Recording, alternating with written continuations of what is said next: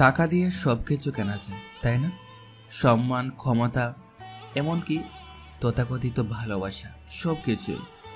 আমার টাকা পয়সা, ব্যাংক ব্যালেন্স, গাড়ি বাড়ি, ক্ষমতা, কোনো কিছুরই অভাব নেই। কিন্তু আমি এমন একটা জিনিস খুঁজতে বেরিয়েছিলাম যা কোনোদিন টাকার বিনিময়ে পাওয়া যায় না। একটা খাঁটি হাসির, একটা নিঃস্বার্থ বন্ধুত্ব, আর এমন একজোড়া চোখ, যে চোখ আমার বাবার ব্যাংক ব্যালেন্সের দিকে নয়, সরাসরি আমার আত্মার দিকে থাকবে। এই সামান্য জিনিসটা খুঁজতে গিয়ে আমাকে পড়তে হয়েছিল এক অন্য মানুষের মুখোশ, এক বোকা সহজ সরল ছেলের মুখোশ। কিন্তু আমি জানতাম না এই মুখোশ পড়ার খেলাটা এত ভয়ঙ্কর হয়ে উঠবে, যে খেলায় আমি আমার সবকিছু হারাতে বসেছিলাম, এমনকি নিজেকেও। ঢাকা ভার্সিটির টিএসসি এলাকার একটি কোলাহলপূর্ণ দুপুর। ক্যান্টিনের ভেতরটা ছাত্রছাত্রীদের আড্ডা, হাসি আর চামচের টুংটাং শব্দে মুখরিত। এক কোণের টেবিলে দুটো প্লাস্টিকের চেয়ারে মুখোমুখি বসে আছে আবির আর রাশেদ। কিরে মামা, সিঙ্গারার ভিতরে কি আলু খুঁজা পাইতেছস না নাকি? এমন কইরা চায় আসস কেন? মনে হইতেছে দেশের সব চিন্তা এসে তোর মাথার উপরেই ভর করছে।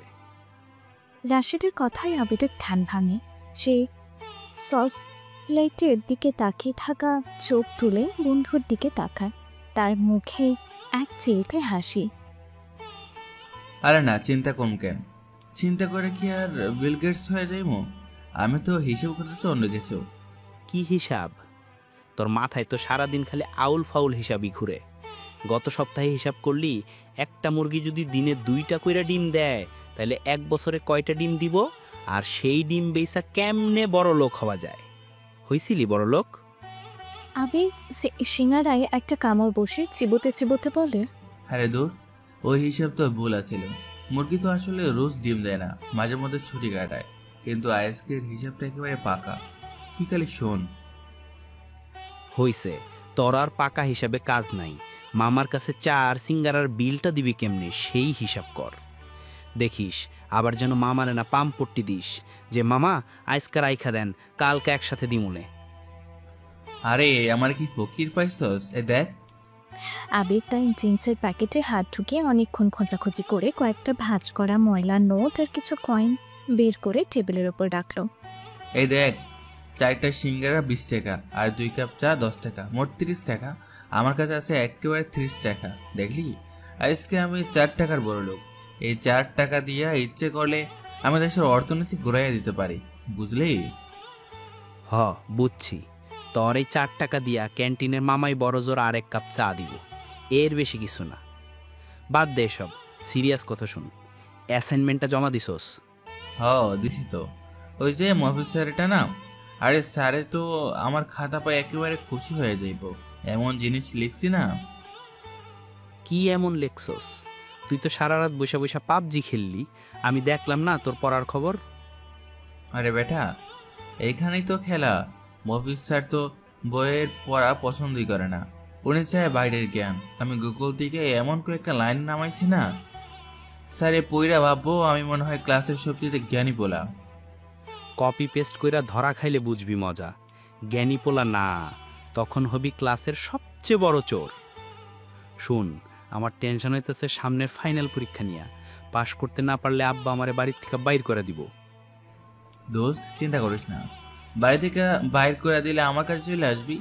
আমার এক রুমে মেসে আমরা দুজন রাজার মতো থাকবো। একবেলা আমি খামো আর একবেলা তুই না খায় থাকবি। একবেলা আমি খামো আর একবেলা তুই না খায় থাকবি। কি সুন্দর জীবন, তাই না? ফাইজলামি রাখ, আমি সিরিয়াসলি কইতেছি। আর তোর ওই ম্যাচে তো একটা তেলা পোকা ঠিক মতো থাকতে পারবো না, তুই আমারে রাজার মতন রাখবি। তার চেয়ে বড় কথা, ওই দেখ কুইন এলিজাবেথ আইতাছে।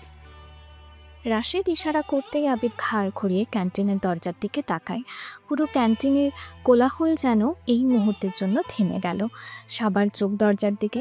দামি সালোয়ার কামিজ, চোখে ব্র্যান্ডেড সানগ্লাস আর হাতে ডিজাইনার ব্যাগ নিয়ে ভেতরে ঢুকছে নীলা। তার সাথে আরও দুজন মেয়ে, সানিয়া আর রিমা। নীলার হাঁটা চলায় তাকানোর ভঙ্গিতে একটা অন্যরকম অহংকার।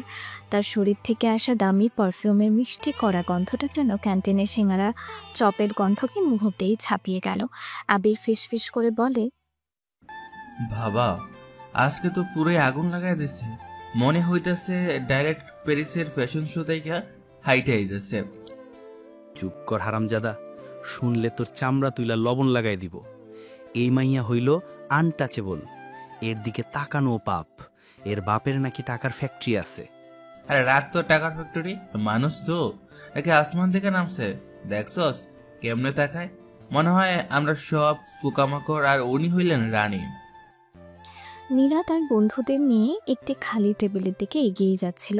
তাদের টেবিলটা আবিরদের টেবিলের পাশে। যাওয়ার সময় নীলা এমনভাবে আবিরদের দিকে তাকালো যেন তারা কোনো আবর্জনা। নীলার বান্ধবী সানিয়া নাক কুচকে বলল, উফ নীলা, এই ক্যান্টিনে এত বাজে গন্ধ কেন? মনে হচ্ছে গরুর হাটে চলে এসেছি। তুই এখানে কেন এলি বলতো? নীলা ব্যাগটা টেবিলে রেখে তার ছেলের সাথে বলে, আরে ড্যাড, আজ আমার ড্রাইভারকে একটা জরুরি কাজে পাঠিয়েছি, তাই গাড়ি নিয়ে আসতে পারিনি। আর রিমার শখ হলো সে ভার্সিটির ক্যান্টিনে বিখ্যাত মামার কফি খাবে, তাই বাধ্য হয়ে এখানে আসা। নইলে আমার কি রুচি আছে নাকি এসব জায়গায় আসার? সরি ইয়ার, আমি জাস্ট একবার টেস্ট করতে চেয়েছিলাম, কিন্তু এখানকার পরিবেশটা আসলেই খুব টাউন মার্কেট। আর ডাউন মার্কেট বলছিস? এটাকে বলে আস্তাবল। দেখছিস না কেমন গেও ভূতগুলো বসে আছে চারপাশে? মনে হচ্ছে জীবনে চেয়ার টেবিল দেখেনি।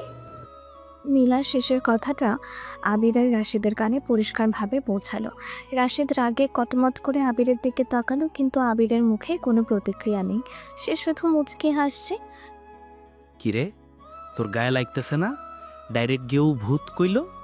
আরে লাগবে কেন? উনি তো আর আমার নাম ধরে রাখে নাই। দেশে তো গৃহভূতের অভাব নেই, হয়তো অন্য কাউরে কইছে। তুই একটা আস্ত বেহায়া, তোর কোনো সেলফ রেসপেক্ট নাই।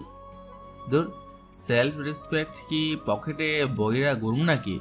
পেটে খিদে লাগলে সেলফ রেসপেক্ট দিয়া সিঙ্গারা কেনা যায় না, বুঝলি? বাদ দে, চল মামারে বিলটা দিয়ে যাইগা। আবির চেয়ার ছেড়ে উঠে যাবে, ঠিক তখনই রাশেদ এমন একটা জোকস বলল যে আবির নিজেকে সামলাতে পারল না। সে হু হু করে হাসিতে ফেটে পড়ল। তার সেই হাসির দমকে তার হাতে থাকা চায়ের কাপটা ফসকে গেল। গরম চাটুকু ছিটকে গিয়ে পড়ল পাশ দিয়ে হেঁটে যাওয়া নীলার ডিজাইনার জুতোর ওপর। মুহূর্তের জন্য সব কিছু যেন স্তব্ধ হয়ে গেল। নীলা প্রথমে কয়েক সেকেন্ড তার জুতার দিকে, তারপর চায়ের কাপের দিকে এবং সব শেষে আবিরের হতভম্ব চেহারার দিকেই তাকালো। তার ফর্সা মুখটা রাগে লাল হয়ে উঠল। What the? চোখ কি মাথায় তুলে হাঁটেন নাকি আপনাদের মতো শ্রেণীর মানুষদের এটাই স্ট্যান্ডার্ড? কমন সেন্স বলতে কিচ্ছু নেই নাকি? নীলার চিৎকারে পুরো ক্যান্টিনের সবাই তাদের দিকেই তাকিয়ে আছে। আবির একটু অপ্রস্তুত হয়ে গেল, কিন্তু মুহূর্তেই নিজেকে সামলে নিল। আরে একেবারে বাঘের মতো গর্জন করতেছেন কেন আপা? আমি তো ইচ্ছা করে নাই, ভুল হয়ে গেছে। পোলাপার মানুষ ভুল তো হইতেই পারে, তাই না? পোলা পান? আপনার সাহস দেখে আমি অবাক হচ্ছি। আপনি আমার কত বড় ক্ষতি করেছেন তার কোনো ধারণা আছে আপনার? জানেন এই জুতোর দাম কত? আপনার পুরো মাসের হাত খরচের থেকেও বেশি। আপনি এটা আমাকে কিনে দিতে পারবেন? একদম ঠিক বলেছিস নীলা, এদের সাহস দিন দিন বেড়েই চলেছে। ভার্সিটিতে কিভাবে যে এরা পড়ার সুযোগ পায় সেটাই আমি বুঝি না। রাশেদ এবার চুপ থাকতে পারল না আর। দেখেন আপা, ও তো ইচ্ছা করে করেনি, একটা অ্যাক্সিডেন্ট হয়ে গেছে। এর জন্য এভাবে সবার সামনে ওকে অপমান করার কোনো মানে হয় না। You shut up. আপনাকে আমি কিছু জিজ্ঞাসা করেছি। যখন বড়রা কথা বলে তখন আপনাদের মতো ছোট লোকদের কথা বলতে নেই। এই শিক্ষাটা পরিবার থেকে দেয়নি? ছোট লোক শব্দটা রাশিদের মুখে গিয়ে বিঁধল। সে কিছু বলতে যাবে, কিন্তু আবির তাকে হাত দিয়ে থামিয়ে দিল। আবিরের মুখে এখনো সেই সরল হাসিটাই লেগে আছে। আহারে আপা, আপনি এত রাগ করতেছেন কেন? রাগ করলে কিন্তু চেহারা নষ্ট হয়ে যায়। আর আপনার এত সুন্দর চেহারা, রাগ করলে তো ভালো দেখাইব না। খামোকা আমার বন্ধুর উপরে ছেলেছেলে করতেছেন। আমার চেহারা নিয়ে আপনাকে ভাবতে হবে না।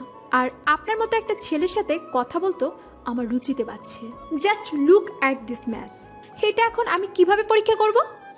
আবির এক মুহূর্ত ভেবে তারপর পকেট থেকে একটা পুরনো ভাঁজ করা ময়লা রুমাল বের করে বলে, আরে এইটার লাগে এত চিন্তা? কোনো ব্যাপারে না, দেন আমি মুছে দিতে আসছি। আবির হাসি মুখে নিচু হয়ে তার ময়লা রুমালটা দিয়ে নীলার দামি জুতোটা মুছতে গেল। এই দৃশ্য দেখে নীলার বিতৃষ্ণা যেন চরমে পৌঁছালো। সে ভাবতেও পারেনি যে ছেলেটা এত নির্লজ্জ হতে পারে। How dare you! আপনার এই নোংরা ন্যাকড়া দিয়ে আমার চোখে হাত দেওয়ার সাহস কোথা থেকে এলো? Don't touch me. কথাটি বলেই নীলা আবিরের বুকে সজোরে একটা ধাক্কা মারল। ধাক্কার জন্য প্রস্তুত না থাকায় আবির টাল সামলাতে না পেরে ধপাস করে মাটিতে পড়ে গেল। টেবিলের কোনায় লেগে তার কপালটা সামান্য কেটে গেল। পুরো ক্যান্টিন নিস্তব্ধ। রাশিদ দৌড়ে এসে আবিরকে মাটি থেকে তুলল। আবির, তুই ঠিক আছিস? কপাল তো কেটে গেছে তোর। নীলা আবিরের কাটা কপালের দিকে এক মুহূর্তের জন্য তাকালো। তার চোখে রাগের বদলে সামান্য দ্বিধা ফুটে উঠল, কিন্তু পর মুহূর্তেই সে নিজেকে সামলে নিল। যেমন কুকুর তেমন মুকুর, এটাই ওর প্রাপ্য ছিল। নেক্সট টাইম কারোর সাথে লাগার আগে 10 বার ভাববে। কথাগুলো বলেই নীলা তার বন্ধুদের নিয়ে কটকট করে ক্যান্টিন থেকে বেরিয়ে গেল। যাওয়ার আগে তার অহংকারী চাহনিটা যেন পুরো ক্যান্টিনের অপমানিত নীরবতাকে আরো ভারী করে দিয়ে গেল। আবির ধীরে ধীরে উঠে দাঁড়ালো। সে কপালের রক্তটা হাত দিয়ে মুছে রাশেদের দিকে তাকিয়ে আবারও সেই বোকাটে হাসিটা দিল। ইরে দেখলি মেয়েটার গায়ে কি পরিমাণ জোর, আমার এক দেখায় পালাই দিল। মনে হয় রোজ জিমে যায়। তুই এখনো ফাইজলামি করছিস? তোর কি আত্মসম্মানবোধ বলতে কিছু নাই? মেয়েটা তোকে সবার সামনে মেরে গেল, অপমান করলো, আর তুই হাসছিস? আরে দৌড়, একটা ধাক্কাই তো দিছে, গুলি তো আর করে নাই। বাদ দে তো এসে, চল মামারে বিলটা দিয়ে আসি। আমার 4 টাকা কিন্তু এখনো পকেটে আছে। আবিরের যেন কিছুই হয়নি এমনভাবে ক্যাশ কাউন্টারের দিকে এগিয়ে গেল। রাশেদ অবাক হয়ে তার বন্ধুর যাওয়ার পথের দিকে তাকিয়ে রইল। বুঝতে পারছি না, আবির কি আসলেই এত বোকা, নাকি সে নিজের সব অপমান হাসিল আড়ালে লুকিয়ে রাখতে শিখে গেছে? এই ঘটনা যে তাদের দুজনের জীবনে একটা বড় ঝড় নিয়ে আসতে চলেছে তার কোনো ধারণাই তাদের ছিল না। আগের দিনের ক্যান্টিনে সে ঘটনার রেশ কাটতে না কাটতে পরের দিন সকাল। বিজনেস স্টাডিজ ডিপার্টমেন্টের সবচেয়ে হ্যাশভারী প্রফেসর মফিজুর রহমান থমথমে মুখে ক্লাসে পায়চারি করছেন। তার হাতে একগাদা কাগজ। ক্লাসের প্রতিটা ছাত্রছাত্রীর মুখে রাজ্যের চিন্তা, যেন ফাঁসির রায় ঘোষণা করা হবে। তোমাদের এই সেমিস্টারের ফাইনাল প্রজেক্টের টপিক হলো the impact of globalization on rural economics of Bangladesh. এটা কোনো সাধারণ অ্যাসাইনমেন্ট নয়, এটার উপর তোমাদের মোট 50 নম্বর নির্ভর করছে। মফিসারের ভারী গলার আওয়াজে পিনপতন নীরবতা নেমে এলো ক্লাসরুমে। আবির আর রাশিদ বসেছে পেছনের বেঞ্চে। রাশিদ টেনশনে নখ কামড়াচ্ছে আর আবির মনোযোগ দিয়ে স্যারের কথা শুনছে। তার কপালের কোণে গতকালের কেটে যাওয়া দাগটা এখনো স্পষ্ট। মামা, গেছি। এই টপিকের জিও তো আমি বুঝি না। রুরাল মানে তো গ্রাম, এইটুক খালি জানি। গ্লোবালাইজেশন দিয়ে কি হয়, খাইতে কেমন? আমার তো লাগতেছে এইবার আমি পাক্কা ফেল। আরে এত ডরাইলে চলবো? স্যারে তো এখন সব কথা কয় নাই, শোন আগে। এবং এই প্রজেক্টটা তোমাদের একা করতে হবে না, এটা একটা গ্রুপ প্রজেক্ট। প্রতি গ্রুপে 2 জন করে থাকবে। আমি চাই তোমরা একে অপরের সাথে মিলে কাজ করো, আইডিয়া শেয়ার করো। টিমওয়ার্ক ইজ দ্য কি টু সাকসেস। গ্রুপ প্রজেক্ট কথাটা শোনার সাথে সাথে ক্লাসের থমথমে ভাবটা একটু কাটলো। সবাই নিজেদের পছন্দের পার্টনারের দিকে তাকাতে শুরু করলো। রাশেদ আবিরের দিকে তাকিয়ে স্বস্তির হাসি হাসলো। ইফ বাঁচা গেল, তাইলে তো আর চিন্তা নেই। তুই আর আমি তো আছি। তুই গুগল থেকে নামাইবি আর আমি প্রিন্ট করে বাইন্ডিং করুম। আহা, কি সুন্দর টিম ওয়ার্ক। হয়েছে, তোর আর কামচুরি বুদ্ধি দেওয়া লাগবে না। প্রিন্ট করার লাগিয়া তোর গ্রুপে রাখলে আমার কপালে দুঃখ আছে। আগে তো শুনি স্যারের গ্রুপে কেমন বানায়। সামনের সারিতে বসা নীলা বরাবরের মতোই শান্ত আর আত্মবিশ্বাসী। তার পাশে বসা সানিয়া আর রিমা। সে মনে মনে ঠিক করে রেখেছে তার পার্টনার হবে ক্লাসের সবচেয়ে মেধাবী ছাত্র নয়ন। সানিয়া নীলার কানে কানে বলে, নীলা, তুই তো নয়নের সাথে গ্রুপ করবি তাই না? স্যারের কাছে ও তো স্পেশাল। ওর সাথে থাকলে তোর A+ কেউ আটকাতে পারবে না। অবভিয়াসলি আমি আমার স্ট্যান্ডার্ডের বাইরে কারোর সাথে কাজ করি না। ইউনার্স অলওয়েজ স্টিক টুগেদার। আর হ্যাঁ, গ্রুপ কে হবে সেটা তোমরা ঠিক করবে না, সেটা আমি ঠিক করব। আমি চাই ক্লাসের বিভিন্ন মানসিকতার ছাত্রছাত্রীরা একসাথে কাজ করুক, তাতে নতুন কিছু আইডিয়া বেরিয়ে আসবে। এই কথা শোনার পর ক্লাসে যেন বোমা ফাটল। সবাই একসাথে স্যার প্লিজ বলে চিৎকার করে উঠল, কিন্তু মফিজ স্যার তার সিদ্ধান্তে অটল। সাইলেন্স, কোনো কথা হবে না। আমি যার যার নাম ডাকবো তারা একসাথে গ্রুপ হবে। আর রোল নাম্বার 1 আফসানা, তোমার পার্টনার রোল নাম্বার 37 কালাম। স্যার একে একে নাম ডাকতে শুরু করলেন। রাশেদের নাম বলল ক্লাসের সবচেয়ে পড়ালেখা না করা মেয়ে তানিয়ার সাথে। রাশেদ হতাশায় মাথায় হাত দিয়ে বসে পড়ল। আবির তাকে সান্ত্বনা দেওয়ার জন্য কাঁধে হাত রাখলো। কিরে মামা, মন খারাপ করলি? তানিয়া তো ভালোই, দেখতে তো একেবারে সিনেমার নায়িকাদের মতো। ওর লেগে গ্রুপ পাইছস, তোর তো চিন্তার কপাল। চুপ কর তুই। ওর চেহারা দিয়ে কি আমি পরীক্ষার খাতা ভরমু? ও তো ক লিখতে গেলে 1 ঘন্টা ভাবে। আমি তো এবার শিওর ফেল। আল্লাহ আমারে বাঁচাও। আবির বন্ধুর দুঃখে মনে মনে হাসল, কিন্তু সে জানতো না তার নিজের কপালে কি লেখা আছে। স্যার প্রায় শেষের দিকেই চলে এসেছেন। নেক্সট রোল নাম্বার 14 নীলা চৌধুরী, তার পার্টনার হবে রোল নাম্বার 15-2 আবির হোসাইন। স্যারের মুখ থেকে নামটা বের হওয়ার সাথে সাথে ক্লাসরুমে যেন পারমাণবিক বোমা ফাটল। সবাই অবিশ্বাসের দৃষ্টিতে একবার আবিরের দিকে তাকাচ্ছে আর একবার নীলার দিকে। রাশেদ বিস্ময়ে মুখ হা করে আবিরের দিকেই তাকিয়ে আছে। আবির, তুই তুই নীলার লগে কেমনে? কি মামা, এটা তো মিরাকেল হয়ে গেল। আবিরের মুখেও বিস্ময়ের ছাপ। সে ভাবতেও পারেনি এমন কিছু হতে পারে, কিন্তু তার চেয়েও বড় ধাক্কাটা খেল নীলা। তার ফর্সা মুখটা মুহূর্তে ফ্যাকাশে হয়ে গেল। সে যেন নিজের কানকে বিশ্বাস করতেই পারছিল না। স্যার, এক্সকিউজ মি স্যার, আমার মনে হয় আপনার কোথাও ভুল হচ্ছে। প্লিজ লিস্টটা আরেকবার চেক করবেন। কেন ভুল হবে কেন নীলা? রোল 52 তো আবির হোসাইনি। তোমার কোনো কনফিউশন আছে? স্যার, কনফিউশন না, আসলে মানে নীলা কি বলবে ভেবে পাচ্ছিল না। সে কিভাবে বলবে যে গতকাল ক্যান্টিনে ঘটে যাওয়া ঘটনার পর এই ছেলের মুখও সে টেকতে চায় না। তার সাথে গ্রুপ প্রজেক্ট করা তো স্যার, দূরের আপনি কথা। তো জানেন এই প্রজেক্টটা কতটা গুরুত্বপূর্ণ। আমার মনে হয় আমার এমন কারোর সাথে কাজ করা উচিত যার সাথে আমার মেন্টাল ফ্রিকোয়েন্সি ম্যাচ করে। আবিরের সাথে আমার সেটা করবে বলে মনে হয় না। Mental frequency? এটা কি কোনো রেডিও স্টেশন নীলা? আমি এখানে পার্টনারশিপ করাচ্ছি, ম্যারেজ মিডিয়া খুলিনি। আমি যা বলেছি সেটাই final. Please sir, I beg you, আপনি আমাকে একা কাজ করতে দিন, তাও ভালো, কিন্তু ওর সাথে ইটস ইম্পসিবল। আপনি প্লিজ আমার গ্রুপটা চেক করে দিন, আমি আপনার কাছে রিকোয়েস্ট করছি। নীলা, তুমি আমার ক্লাসের সবচেয়ে ব্রাইট স্টুডেন্টের একজন। তোমার কাছ থেকে আমি এই ধরনের ছেলে মানুষে আশা করিনি। আমার সিদ্ধান্তের কোনো নড়চড় হবে না। আবিরই তোমার পার্টনার, দ্যাটস ফাইনাল। এবার বসো। স্যারের কঠোর নির্দেশে নীলার আর কিছু বলার সাহস হলো না। সে হতাশ হয়ে ধপাস করে চেয়ারে বসে পড়ল। তার চোখে মুখে রাজ্যের অন্ধকার। সে তার দামি ব্যাগ থেকে ফোন বের করে টেবিলে এমনভাবে রাখলো যেন পুরো পৃথিবীর ওপর তাই রাখ। ঠিক তখনই আবির তার পেছনের বেঞ্চ থেকে উঠে নীলার পাশের খালি চেয়ারটা এসে বসল। তার মুখে আবারও সেই চিরচেনা হাসি। টেনশন লইয়েন না ম্যাডাম, আমি আপনার বোঝা হব না। আপনি খালি কি কি করা লাগবো আমারে কয়ে দিন, আমি সব কয়ে দেব। আপনি খালি ওকে কইলেই হইব। লিসেন, তুমি ভুলেও ভাববে না যে আমি তোমার সাথে কাজ করতে রাজি হয়েছি। স্যারের জন্য আমি চুপ করে আছি। এই প্রজেক্টের আশেপাশেও যদি আমি তোমাকে দেখি তাহলে তোমার জন্য খুব খারাপ হবে। আমি যা করার একাই করব। আরে একলা একলা কেন কষ্ট করবেন? গ্রুপ যখন বানাইছে তখন তো একসাথে কাম করা উচিত, তাই না? স্যারে কইল না টিম ওয়ার্ক। আপনি শহরের মাইয়া, আপনার মাথায় কত বুদ্ধি, আর আমি হইলাম গ্রামের পোলা। আমার গায়ে আছে অনেক শক্তি। আপনি বুদ্ধি দিবেন আর আমি খাটুম, দেখেন কি সুন্দর মিল। আবিরের কথা শুনে নীলার মনে হলো সে নিজের চুল নিজেই ছেড়ে। এই ছেলের সাথে কথা বলা মানে দেয়ালে মাথা ঠোকা। তোমার এই সস্তা ডায়লগ অন্য কাউকে গিয়ে দিও। আমার সাথে কথা বলার চেষ্টাও করবে না। Just stay away from me. কিন্তু ম্যাডাম, প্রজেক্টটা তো জমা দেওয়া লাগবো। আপনি একা করলে তো স্যারে মাইন্ড করব। তখন যদি নাম্বার কমায় দেয় আপনার তো আবার A+ পাওয়া লাগবো, তাই না? ওকে ফাইন, তুমি যখন শুনবেই না তাহলে শোনো।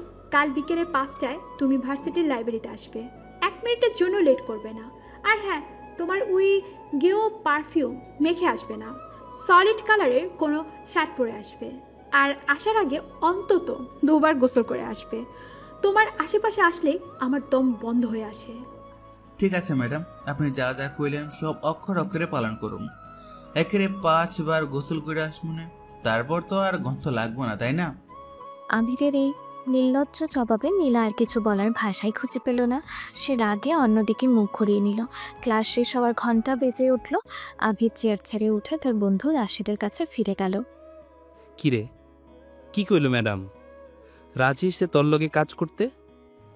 হইব না মানে? একেবারে রাজি। কালকে লাইব্রেরিতে ডেটিংয়ে ডাকছে। ধুর, ফাইজলামি করিস না, সত্যি করে ক, কি হইছে?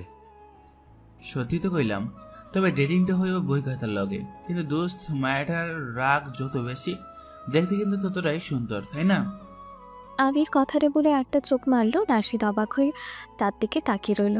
ক্যান্টিনের ঘটনা, ক্লাসের অপমান, এত কিছুর পরেও আবিরের মধ্যে কোনো রাগ বা দুঃখের চিহ্ন নেই। রাশিদ বুঝতেই পারছিল এই সহজ সরল ছেলেটার ভিতরে এমন কিছু একটা আছে যা আমি ধরতে পারছি না। আর অন্যদিকে নীলার আগে ক্ষোভে ফুসতে ফুসতে ক্লাস থেকে বেরিয়ে গেল। সে জানেও না এই গেও ভূত ছেলেটাই তার জীবনের সব হিসাব নিকাশ উলটপালট করে দিতে চলেছে। পরদিন বিকেল ইউনিভার্সিটি সেন্ট্রাল লাইব্রেরির 3 তলার কোণার একটি টেবিলে বসে আছে নীলা। তার সামনে ম্যাকবুকে প্রো খোলা, চারপাশে ছড়িয়ে ছিটিয়ে আছে মোটে মোটে বই আর জার্নাল।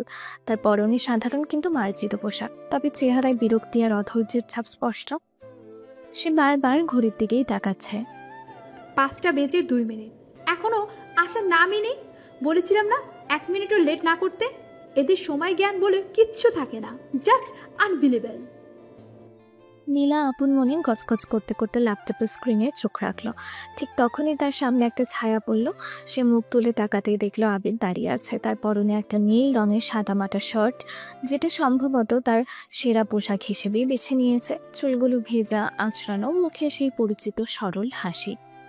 আসসালামু আলাইকুম ম্যাডাম, আমি কি দেরি করে ফেললাম? ওয়ালাইকুম আসসালাম। আর মাত্র 3 মিনিট হলে আমি তোমাকে ছাড়াই কাজ শুরু করে দিতাম।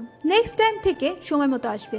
এটা তোমার গ্রাম নয় যে যখন ইচ্ছে আসবে যখন ইচ্ছে চলে যাবে। হ্যাঁ না ম্যাডাম, আমি তো একেবারে টাইম মতো আইছিলাম, কিন্তু লাইব্রেরির দরজা দারোয়ান মামা আমার ব্যাগ চেক করতে গিয়ে যা তা অবস্থা। আমার ব্যাগে নাকি ভার্সিটির বইয়ের চাইতে বাজারে পর্দ বেশি পাইছে, তাই একটু দেরি হয়ে গেল, মাফ করে দেন। বসো এখানে। আর শোনো, এখানে অপ্রয়োজনীয় কোনো কথা বলবে না। লাইব্রেরিতে সাইলেন্স মেনটেন করতে হয়। এই বেসিক ম্যানার্সটা আশা করি তোমার আছে। হ একেবারে আছে। আমি তো কোনো কথাই কমো না। এই যে আমি বসলাম, আপনি খালি আমার হুকুম দিবেন আর আমি পালন করুন। আমি হইলাম আপনার আলাদিনের চেরাগের দৈত্য। আমার কোনো দৈত্যর প্রয়োজন নেই। যা বলছি মন দিয়ে শোনো। এটা হলো আমাদের টপিক। আমি অলরেডি কিছু বেসিক রিসার্চ করে ফেলেছি। টপিকটাকে আমরা 5টা ভাগে ভাগ করেছি: introduction, historical background, economic impact, social consequences আর কনক্লুশন। নীলা প্রফেশনালদের মতো তার ম্যাকবুকের স্ক্রিনটা আবিরের দিকে ঘুরিয়ে দিল। আবির স্ক্রিনের দিকে এমনভাবে তাকিয়ে রইল যেন সে কিছুই বুঝতে পারছে না। কি হলো, এভাবে তাকিয়ে আছো কেন? কিছু বলতে পারছো না? না মানে ম্যাডাম, আপনার এই ল্যাপটপের স্ক্রিনটা কি সুন্দর চকচক করতেছে। আমাদের গ্রামের টিভিতে তো এত রং নেই, খিদে বানান এগুলা। ওহ গড, তুমি প্লিজ চুপ করো, জাস্ট চুপ করো। তোমাকে কিছু বুঝতে হবে না। আমি যা করতে বলবো তুমি শুধু তাই করবে, পারবে তো? হ 100 বার পারুম। কন কি করা লাগবো? মাটি কাটা লাগলে মাটি কাটুন, ইট ভাঙা লাগলে ইট ভাঙতে পারুন। আমার গায়ে অনেক জোর আছে। এখানে বিল্ডিংয়ের কনস্ট্রাকশনের কাজ হচ্ছে না, তোমাকে বই খুঁজে আনতে হবে। আমি তোমাকে কিছু বইয়ের নাম আর লেখকের নাম দিয়ে দিচ্ছি। তুমি ইকোনমিক্স সেকশন থেকে এই বইগুলো খুঁজে নিয়ে আসবে, যাও। নীলা একটা কাগজে কয়েকটি বইয়ের নাম লিখে আবিরের দিকে এগিয়ে দিল। আবির কাগজটা হাতে নিয়ে এমনভাবে দেখলো যেন সে কোনো গুপ্তধনের মানচিত্র পেয়েছে। ঠিক আছে ম্যাডাম, আমি একেবারে নিমিষের মধ্যেই লইয়া আইতেছি। আবির প্রায় দৌড়ে বইয়ের তাকগুলোর দিকে চলে গেল। নীলা হতাশ হয়ে আবারও তার ল্যাপটপে মনোযোগ দিল। প্রায় 15 মিনিট পর আবির দুটো বই হাতে করে ফিরে এলো। ম্যাডাম পাইছি, কিন্তু আপনি তো 5টা বইয়ের নাম দিয়েছিলেন, আমি পাইলাম মাত্র 2টা। বাকিগুলো তো খুঁজেই পেলাম না। মনে হয় কেউ চুরি করে লইয়া গেছে। চুরি করবে মানে? এটা কি কাঁচা বাজার নাকি যে বই চুরি হবে? তুমি ঠিক মতো খুঁজেছো? সেলফ নাম্বার, অর্থের নাম সব মিলিয়ে দেখেছো? ম্যাডাম, একেবারে সব মিলাইছি, কিন্তু পাই নাই। ওই নামের কোনো বই নাই এখানে। তোমাকে দিয়ে যে কোনো কাজ হবে না সেটা আমি আগেই জানতাম। চলো আমার সাথে, আমাকেই খুঁজে বের করতে হবে। নীলা আবিরকে নিয়ে ইকোনমিক্স সেকশনের দিকেই গেল। আবির তাকে যে শেলফটা দেখিয়েছিল সেখানে গিয়ে নীলা নিজেই বইগুলো খুঁজতে লাগলো। কয়েক মিনিট খোঁজার পরই সে আবিরের দিকে রাগী চোখে তাকালো। হেই তো, সবগুলো বই তো এখানেই আছে, তাহলে তুমি খুঁজে পাওনি কেন? চোখে কি কোনো সমস্যা আছে তোমার? আরে এখানে কেমনে এলো? আমি যখন খুঁজলাম তখন তো আসছিল না, নিশ্চয়ই কোনো বুথ এনে রেখে দিয়েছে। নীলা চিৎকার করতে গিয়েও নিজেকে সামলে নিয়ে ফিসফিস করে বলল, ভূত রাখেনি, তুমি ঠিক মতো দেখোনি, কারণ তুমি একটা আস্ত অপদার্থ। একটা সহজ কাজও তুমি ঠিক মতো করতে পারলে না। যাও, বইগুলো নিয়ে টেবিলে যাও, আর কোনো কাজ তোমাকে দিয়ে হবে না, জাস্ট চুপ করে এক কোণায় বসে থাকবে। আবির আর কিছু না বলে চুপচাপ বইগুলো নিয়ে টেবিলে ফিরে গেল। নীলাও তার পেছন পেছন এলো। আবির এক কোণায় চুপচাপ বসে রইল আর নীলা একা একাই কাজ করতে লাগলো। সে একের পর এক বই পড়ছে, নোট দিচ্ছে, ল্যাপটপে টাইপ করছে। প্রায় 1 ঘন্টা কেটে গেল। লাইব্রেরিতে তখন লোকজনের আনাগোনা কমে এসেছে। আবির চুপচাপ বসে নীলার কাজ করা দেখছিল। মনে মনে বলে, মেয়েটার মনোযোগ কতটা গভীর, রাগী আর অহংকারী হলেও কাজের প্রতি তার নিষ্ঠা আছে।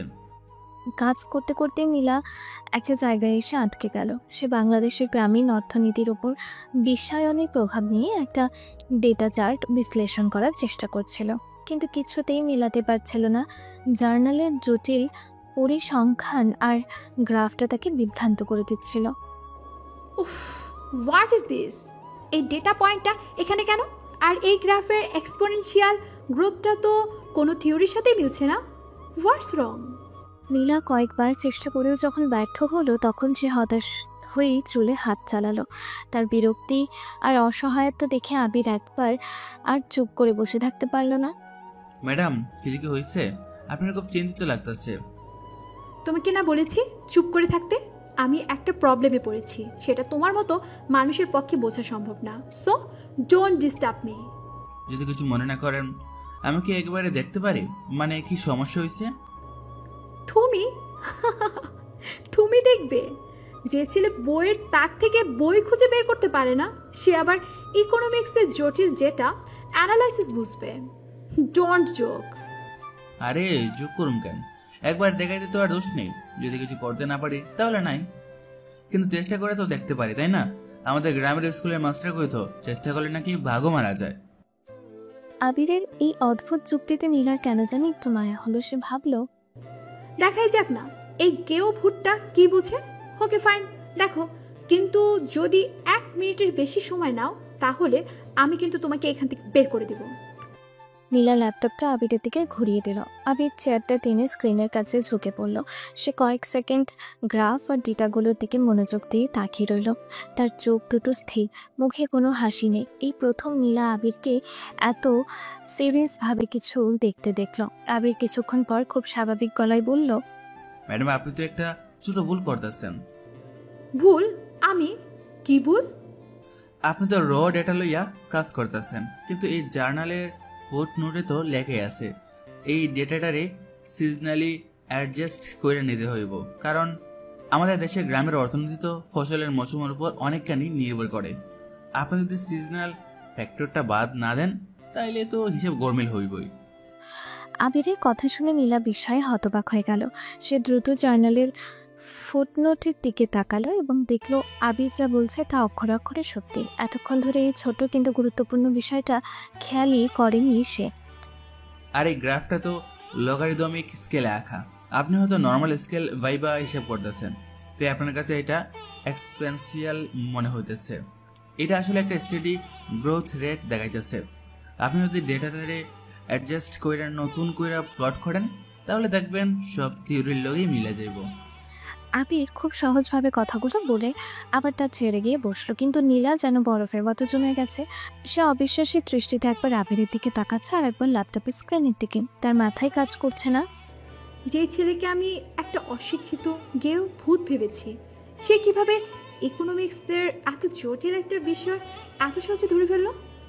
তুমি তুমি কিভাবে জানলে এসব? আরে আমি আবার কি জানবো, ওই তো বইয়ের মধ্যেই লেখা ছিল তাই কইলাম। আমার কি আর এত বুদ্ধি আছে? সব তো বইয়েরই কেরামতি। আবির কথাটা খুব হালকাভাবে বললেও নীলার বুঝতে বাকি রইল না যে শুধু বইয়ের কেরামতি নয়, এই ছেলের মধ্যে এমন কিছু আছে যা সে তার সাধারণ আচরণের আড়ালে লুকিয়ে রেখেছে। এই প্রথমবার নীলার মনে হলো আবিরের জন্য ঘৃণা বা বিরক্তির বদলে এক ধরনের কৌতূহল জন্মালো। তার অহংকারের দেয়ালে যেন প্রথম ফাটল ধরলো। সে কিছু না বলেই চুপচাপ আবিরের কথা মতো ডেটা অ্যাডজাস্ট করতে লাগলো এবং অবাক হয়ে দেখলো সমস্যাটার আসলেই সমাধান হয়ে গেছে। রাত প্রায় 10টা। গুলশানের অভিজাত এলাকায় মাথা উঁচু করে দাঁড়িয়ে থাকা চৌধুরী ম্যানশনের 3 তলার প্রশস্ত বারান্দায় বসে আছে নীলা। তার হাতে দামি কফির মগ, কিন্তু সেই দিকে তার কোনো খেয়াল নেই। পূর্ণিমার চাঁদের আলোয় তার চিন্তিত মুখটা আরও বেশি মায়াবী লাগছে। তার মাথায় বারবার লাইব্রেরির সেই ঘটনাটাই ঘুরপাক খাচ্ছে। কিভাবে সম্ভব? একটা ছেলে যার কথা বলার ভঙ্গি, চালচলন সব কিছু এত সাধারণ, সে কিভাবে ইকোনমিক্সের এত গভীর একটা বিষয় নিয়ে কথা বলতে পারে? Logarithmic scale, seasonally adjusted data, এই ট্রামগুলো তো এমনভাবে বলছিল যেন এগুলো ওর কাছে পানি ভাত। ব্যাপারটা কি? নীলার ভাবনার মাঝেই তার আইফোনটা বেজে উঠল। স্ক্রিনে ভেসে উঠল ড্যাড নামটা। সে একটা দীর্ঘশ্বাস ফেলে ফোনটা রিসিভ করলো। আসসালামু আলাইকুম ড্যাড। ফোনের ওপাশ থেকে ভেসে এলো নীলার বাবা মিস্টার আসলাম চৌধুরীর চিন্তিত কণ্ঠ। ওয়ালাইকুম আসসালাম মা, কেমন আছিস তুই? ডিনার করেছিস? হ্যাঁ ড্যাড, করছি, কিন্তু তুমি এখনো অফিস থেকে ফেরোনি? অনেক রাত তো হলো। আর বলিস না মা, অফিসের যা অবস্থা তাতে মনে হচ্ছে এখানে একটা বিছানা পেতে থাকতে হবে। টেনশনে আমার রাতের ঘুম হারাম হয়ে গেছে। কেন, আবার কি হয়েছে? নতুন কোনো প্রজেক্ট নিয়ে সমস্যা? আরে নতুন প্রজেক্ট তো এখন স্বপ্নের মতো মনে হচ্ছে। পুরনো ব্যবসাটা টিকিয়ে রাখতে পারলেই বাঁচি। তুই তো জানিস টেক্সটাইল সেক্টরে এখন কি পরিমাণ কম্পিটিশন। আমাদের অবস্থা দিন দিন খারাপ হচ্ছে। বিদেশি বায়াররা অর্ডার ক্যান্সেল করে দিচ্ছে, ব্যাংক লোন শোধ করার তারিখও ঘনিয়ে আসছে। ড্যাড, তুমি এত টেনশন করো না তো, সব কিছু ঠিক হয়ে যাবে। আমাদের কোম্পানি তো অনেক পুরানো আর নাম করা, একটা না একটা উপায় নিশ্চয়ই বের হবে। উপায় একটাই আছে মা, একটাই, আর সেটা হলো আহাদ গ্রুপের সাথে আমাদের জয়েন্ট ভেঞ্চার ডিলটা। যদি ডিলটা আমরা ফাইনাল করতে পারি তাহলে শুধু এবারের মতো নয়, আগামী 10 বছরের জন্য আমাদের আর পেছনে ফিরে তাকাতে হবে না। আহাদ গ্রুপ হলো এই দেশের বিজনেস ইন্ডাস্ট্রির কিং। ওদের সাথে হাত মেলাতে পারলে আমাদের সব সমস্যার সমাধান হয়ে যাবে। আহাদ গ্রুপ, হ্যাঁ আমি শুনেছি ওদের কথা, কিন্তু ওদের সাথে ডিল করা তো নিশ্চয়ই কোনো কঠিন হবে। ওরা তো সবার সাথে ব্যবসা করে না। কঠিন না মা, প্রায় অসম্ভব। আমি গত 6 মাস ধরে চেষ্টা করে যাচ্ছি। কত বড় বড় কর্তা ব্যক্তিদের ধরেছে, কিন্তু চেয়ারম্যান সাহেব আহাদ হোসেন কারো সুপারিশেই কান দেন না। তিনি নাকি নিজের বিচার বুদ্ধির উপরেই চলেন। তার সাথে অ্যাপয়েন্টমেন্ট পাওয়াই তো ভাগ্যের ব্যাপার। তাহলে এখন উপায়? তুমি এত হতাশা হচ্ছ কেন? একটা উপায় হয়তো আছে, তবে সেটা খুবই আনকনভেনশনাল। কি উপায় ড্যাড, আমাকে বলো। আমি ভেতর থেকে একটা খবর পেয়েছি, আহাদ সাহেবের নাকি একটাই ছেলে, কিন্তু ছেলেটা নাকি বাপের মতো নয়। সে নাকি খুবই সাধারণ জীবনযাপন করে। বাবার এত বড় ব্যবসা থাকতেও সে নাকি পাবলিক ইউনিভার্সিটিতে পড়ে, লোকাল বাসে ঘোরে। কেউ তাকে চেনেও না, কারণ সে নিজের পরিচয় গোপন রাখে। ছোটবেলায় বাহিরে ছিল। তাই নাকি? অবাক করার মতো তো, কিন্তু তাতে আমাদের কি লাভ? সেই ছেলের সাথে তো আমাদের কোনো যোগাযোগই নেই। সেটাই তো কথা মা, যদি কোনোভাবে যদি আমরা সেই ছেলেটার সাথে একটা যোগাযোগ স্থাপন করতে পারতাম, যদি তাকে বোঝাতে পারতাম যে আমাদের ডিলটা কতটা গুরুত্বপূর্ণ। শুনেছি আহাদ সাহেব তার ছেলেকে খুব ভালোবাসেন। ছেলে যদি একবার তাকে অনুরোধ করে তাহলে তিনি হয়তো না করতে পারবেন না। কিন্তু ড্যাড, এটা কিভাবে সম্ভব? যে ছেলে নিজের পরিচয় লুকিয়ে রাখে তাকে আমরা খুঁজে বের করব কিভাবে? আর খুঁজে পেলেই বা কী হবে? সে কি আমাদের মতো একটা কোম্পানির জন্য তার বাবার কাছে সুপারিশ করতে যাবে? এটা তো সিনেমার গল্পের মতো শোনাচ্ছে। আমি জানি মা, আমি জানি এটা শুনতে অদ্ভুত লাগছে। আমার হাতে আর কোনো অপশন নেই। তুই তো ঢাকা ভার্সিটিতেই পড়িস, দেখ না একটু খোঁজ খবর নিয়ে যদি কিছু জানা যায়। ঢাকা ভার্সিটির নামটা শোনার সাথে সাথে লাইব্রেরিতে দেখা আবিরের মুখটা নীলার চোখের সামনে ভেসে উঠল। তার সহজ সরল কথা, অদ্ভুত আচরণ আর তার আড়ালে লুকিয়ে থাকা বুদ্ধির ঝলক সব কিছু একসাথে তার মাথায় তালগোল পাকিয়ে দিল। ঢাকা ভার্সিটি, হ্যাঁ পড়ি তো। কি হলো মা, চুপ করে গেলি কেন? কিছু ভাবছিস? না না, কিছু না ড্যাড। আমি ভাবছিলাম ভার্সিটিতে তো হাজার হাজার ছাত্র, তার মধ্যে থেকে একজনকে খুঁজে বের করা তো খড়ের গাধায় সুই খোঁজার মতো। তাছাড়া আমার এসব নিয়ে মাথা ঘামানোর সময় কোথায়? সামনে ফাইনাল প্রজেক্ট, প্রেজেন্টেশন, অনেক চাপ। নীলা ইচ্ছে করেই আবিরের ব্যাপারটা এড়িয়ে গেল। কেন যেন তার মন চাইল না এই অদ্ভুত ছেলেটার কথা সে তার বাবাকে বলুক। তা অবশ্য ঠিক, তোর উপর আমি এই চাপটা দিতে পারি না। ঠিক আছে মা, তুই নিজের পড়াশোনা নিয়ে থাক, আমি অন্য কোনো উপায় বের করার চেষ্টা করছি। তুই নিজের খেয়াল রাখিস। আল্লাহ হাফেজ। আল্লাহ হাফিজ ড্যাড। ফোনটা কেটে দিয়ে নীলা আবারও কফির মগটা হাতে নিল, কিন্তু তার মন থেকে চিন্তাটা গেল না। সে আনমনে কফিতে চুমুক দিতে দিতে আবারও আবিরের কথা ভাবতে লাগলো। যদি আবিরই সেই ছেলে হয়। না না, কী সব আবল তাবল ভাবছি আমি। অসম্ভব। ওর পোশাক আশাক, কথা বলার ধরন, ওর ময়লা রুমালটা কোনোভাবে আহাদ গ্রুপের ছেলের সাথে মেলে না। হয়তো ও গ্রামের কোনো গরিব মেধাবী ছাত্র, বৃত্তি নিয়ে ভার্সিটিতে পড়েছে। হ্যাঁ, এটাই হতে পারে। আমি খামোকা ওকে নিয়ে এত ভাবছি। দূর। নীলা নিজেকেই নিজে সান্ত্বনা দেওয়ার চেষ্টা করলো, কিন্তু তার মনের গভীরে একটা সন্দেহের বীজ রোপিত হয়ে গেল। সে ঠিক করলো আগামীকাল প্রজেক্টের কাজের সময় আবিরকে নিয়ে আরও জানার চেষ্টা করব। তার এই সাধারণ মুখোশের আড়ালে আসলে কোনো রহস্য লুকিয়ে আছে কি না, সেটা আমাকে খুঁজে বের করতেই হবে। এই একটা ফোন কল যে তার জীবন এবং চিন্তা ভাবনার মোড় ঘুরিয়ে দেবে, সেটা সে তখনও কল্পনাও করতে পারেনি। যে ছেলেকে সে ঘৃণা করত, এখন তাকে নিয়েই তার মনে জন্ম নিচ্ছে তীব্র কৌতূহল। বিকেল গড়িয়ে প্রায় সন্ধ্যা। ঢাকা ইউনিভার্সিটির কলা ভবনের সামনের চত্বর। গত 2 দিনের প্রজেক্টের কাজ নীলার সব ধারণা উলটপালট করে দিয়েছে। সে, সানিয়া আর রিমা তাদের পার্ক করে রাখা গাড়ি থেকে এগিয়ে যাচ্ছিল। আকাশের মুখ ভার। আচ্ছা নীলা, তুই কি খেয়াল করেছিস আবির ছেলেটা কেমন যেন? মাঝে মাঝে এমন সব কথা বলে, মনে হয় যেন কিছুই জানে না। আবার পরক্ষণই এমন একটা পয়েন্ট ধরে যেটা আমাদের প্রফেসরও হয়তো খেয়াল করেননি। তাই নাকি? আমি তো তেমন কিছু খেয়াল করিনি।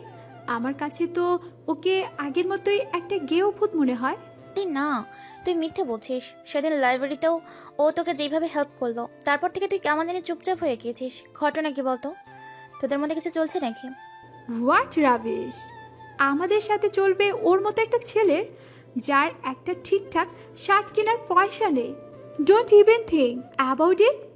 আমি শুধু প্রজেক্টের জন্য ওর সাথে কথা বলি, এর বেশি কিছু না। বুঝতে পেরেছিস? ওকে ওকে, চিল। এত হাইপার হচ্ছিস কেন? আমরা তো জাস্ট মজা করছিলাম।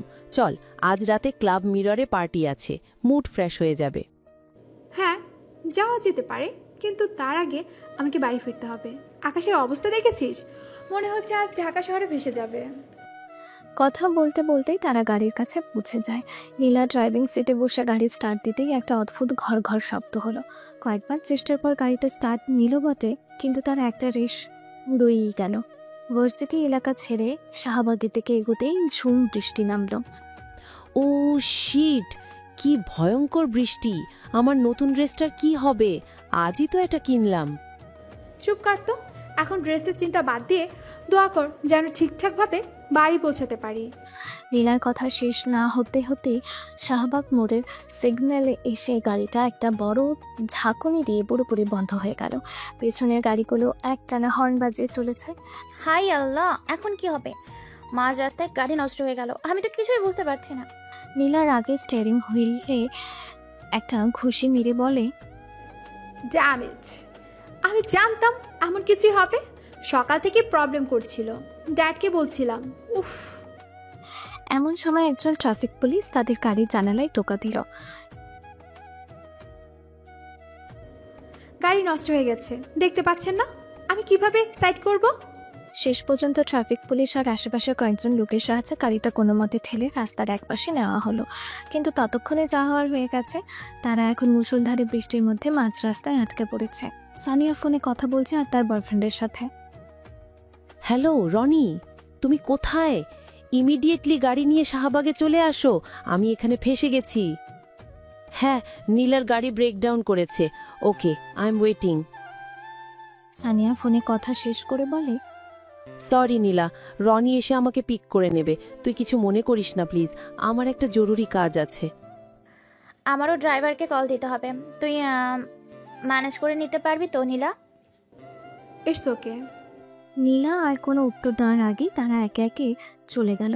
নীলা একা অসহায়ভাবে গাড়ির ভেতর বসে রইল। তার দামি পোশাক, অহংকার, আত্মবিশ্বাস সবকিছু যেন বৃষ্টির পানির সাথে মিশে যাচ্ছিল। উপায় না দেখে সে গাড়ির দরজা খুলে বাইরে এসে দাঁড়ালো। কিছু বোঝার আগে বৃষ্টির পানি তাকে ভিজিয়ে দিল।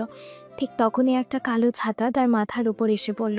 নীলা চমকে পাশে তাকাতেই দেখল আবির দাঁড়িয়ে আছে, তার মুখে সেই চিরচেনা সরল হাসি।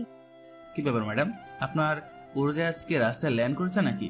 পানি খেয়ে তো মনে হইতেছে আর উড়বো না। তুমি তুমি এখানে কি করছো? আমি তো ম্যাডাম গরিব মানুষ, বাসের লেগে খাড়াইয়াছিলাম। তারপর দেখি আসমানের এক পুরি রাস্তাঘাটে ভিজতেছে, তাই ভাবলাম একটু আগায় আইসা দেখি কোনো সাহায্য লাগবে কিনা। আমার কোনো সাহায্যের দরকার নেই, তুমি যেতে পারো। তাই নাকি? কিন্তু আসমানের যা অবস্থা তার তো মনে হইতেছে সাহায্যের খুব দরকার হইব। আপনার গাড়ি তো পুরাই গোসল করতেছে, এইটা আর আজকে স্টার্ট হইব না। কি করবেন ঠিক করছেন, নাকি এখানে রাত কাটানোর প্ল্যান আছে? আমি একটা সিএনজি নিয়ে চলে যাব, তোমাকে এসব নিয়ে ভাবতে হবে না। এই বৃষ্টিতে সিএনজি? ম্যাডাম, আপনি তো দেখি দিনের বেলায় তারা থেকে স্বপ্ন দেখতেছেন। এই সময় কোনো সিএনজি ওলা আপনার এই গোলশানে লয়ে যেতে রাজি হইব না। আর রাজি হইলেও যা ভাড়া চাইব তাতে আপনার বাপের অর্ধেক সম্পত্তি লেখা লাগবো। আমার কথা বিশেষ না হলে চেষ্টা করে দেখতে পারেন। তাহলে আমি এখন কি করব? চিন্তা করেন না, আমি দেখতে কোনো চিন্তা নেই। আপনি খালি ছাতার তলে চুপচুপ খারান, আমি আপনার লাগে একটা ব্যবস্থা করতেছি। কথাটি বলেই আবির ছাতাটা নীলার হাতে ধরিয়ে দিয়ে নিজেই বৃষ্টির মধ্যে নেমে গেল। সে রাস্তার ধারে গিয়ে চলন্ত সিএনজিগুলোকে থামানোর জন্য হাত দেখাতে লাগলো। নীলা ছাতার নিচে দাঁড়িয়ে আবিরের চেষ্টা দেখছিল। সে দেখছিল কিভাবে ছেলেটা তার জন্য কাক ভেজা হচ্ছে, কিভাবে প্রত্যেকটা সিএনজি ড্রাইভারের সাথে কথা বলছে। তার হাইফাই বন্ধুদের ফেলে যাওয়ার দৃশ্যটার সাথে এই দৃশ্যটা সে কিছুতেই মিলাতে পারছিল না। আবির একটা সিএনজি ড্রাইভারের সাথে কথা বলে হতাশ হয়ে ফিরে এসে বলে, উফ, কি তেজ রে বাবা! হয় ডাবল ভাড়ার উপরে আরো 100 টাকা দিলে যাইব। ডাকাতি শুরু করছে এরা, এদের তো ভুক্ত অধিকারে মামলা দেওয়া উচিত। দিয়ে দাও না, যা চাই তাই দিয়ে দাও। আমি এখন শুধু বাড়ি ফিরতে চাই, প্লিজ। আরে না ম্যাডাম, আপনার টাকা কি গাছের পাতা নাকি যে ছিঁড়ে ছিঁড়ে দেবেন? এগুলা ওদের চালাকি। বিপদে পড়া মানুষ পাইলে ওরা এমনি করে। খারাপ না, আমি দেখতেছি। আপনি শুধু ভিজবেন না, ছাতার নিচে ঠিকঠাক মতো দাঁড়ান। আবির আবারও চেষ্টায় লেগে পড়ল। অবশেষে একটা খালি সিএনজি এসে থামলো। মামা, গুলশানে যাইবেন? জামু, কিন্তু ভাড়া মিটারে যা আসবো তার ডাবল দেওয়া লাগবো। গেলে চলেন, নইলে রাস্তা মাপেন। মামা, এই বৃষ্টির মধ্যে আমরা বিপদে পড়েছি, আর আপনি আমাকে লোকে ব্যবসা করতেছেন। এই আফা দেখেন না, পুরো ভিজে গেছে। ঠান্ডা লেগে যদি জ্বর আসে তাহলে দায় কে লইব? আপনি লইবেন? আপনার তো ঘরে মা বোন আছে, তাই না? আরে না ভাই, কি যে কন। ঠিক আছে ঠিক আছে, ডাবল দেওয়া লাগবে না, মিটারের উপরে 50 টাকা বেশি দিন। ওঠেন।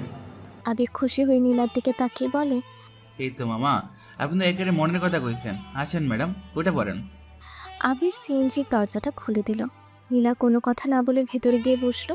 সিএনজি চলতে শুরু করার আগে সে আবিরের দিকে তাকালো। ছেলেটা পুরো ভিজে একাকার। Thank you. আরে থ্যাংক ইউ কেন? আপনি তো আমার গ্রুপ পার্টনার। আপনার বিপদে ফেলাইয়া আমি চলে গেলে মফিস স্যারে তো আমারে ফেল করে দেব। আমি তো নিজের স্বার্থেই কামটা করছি।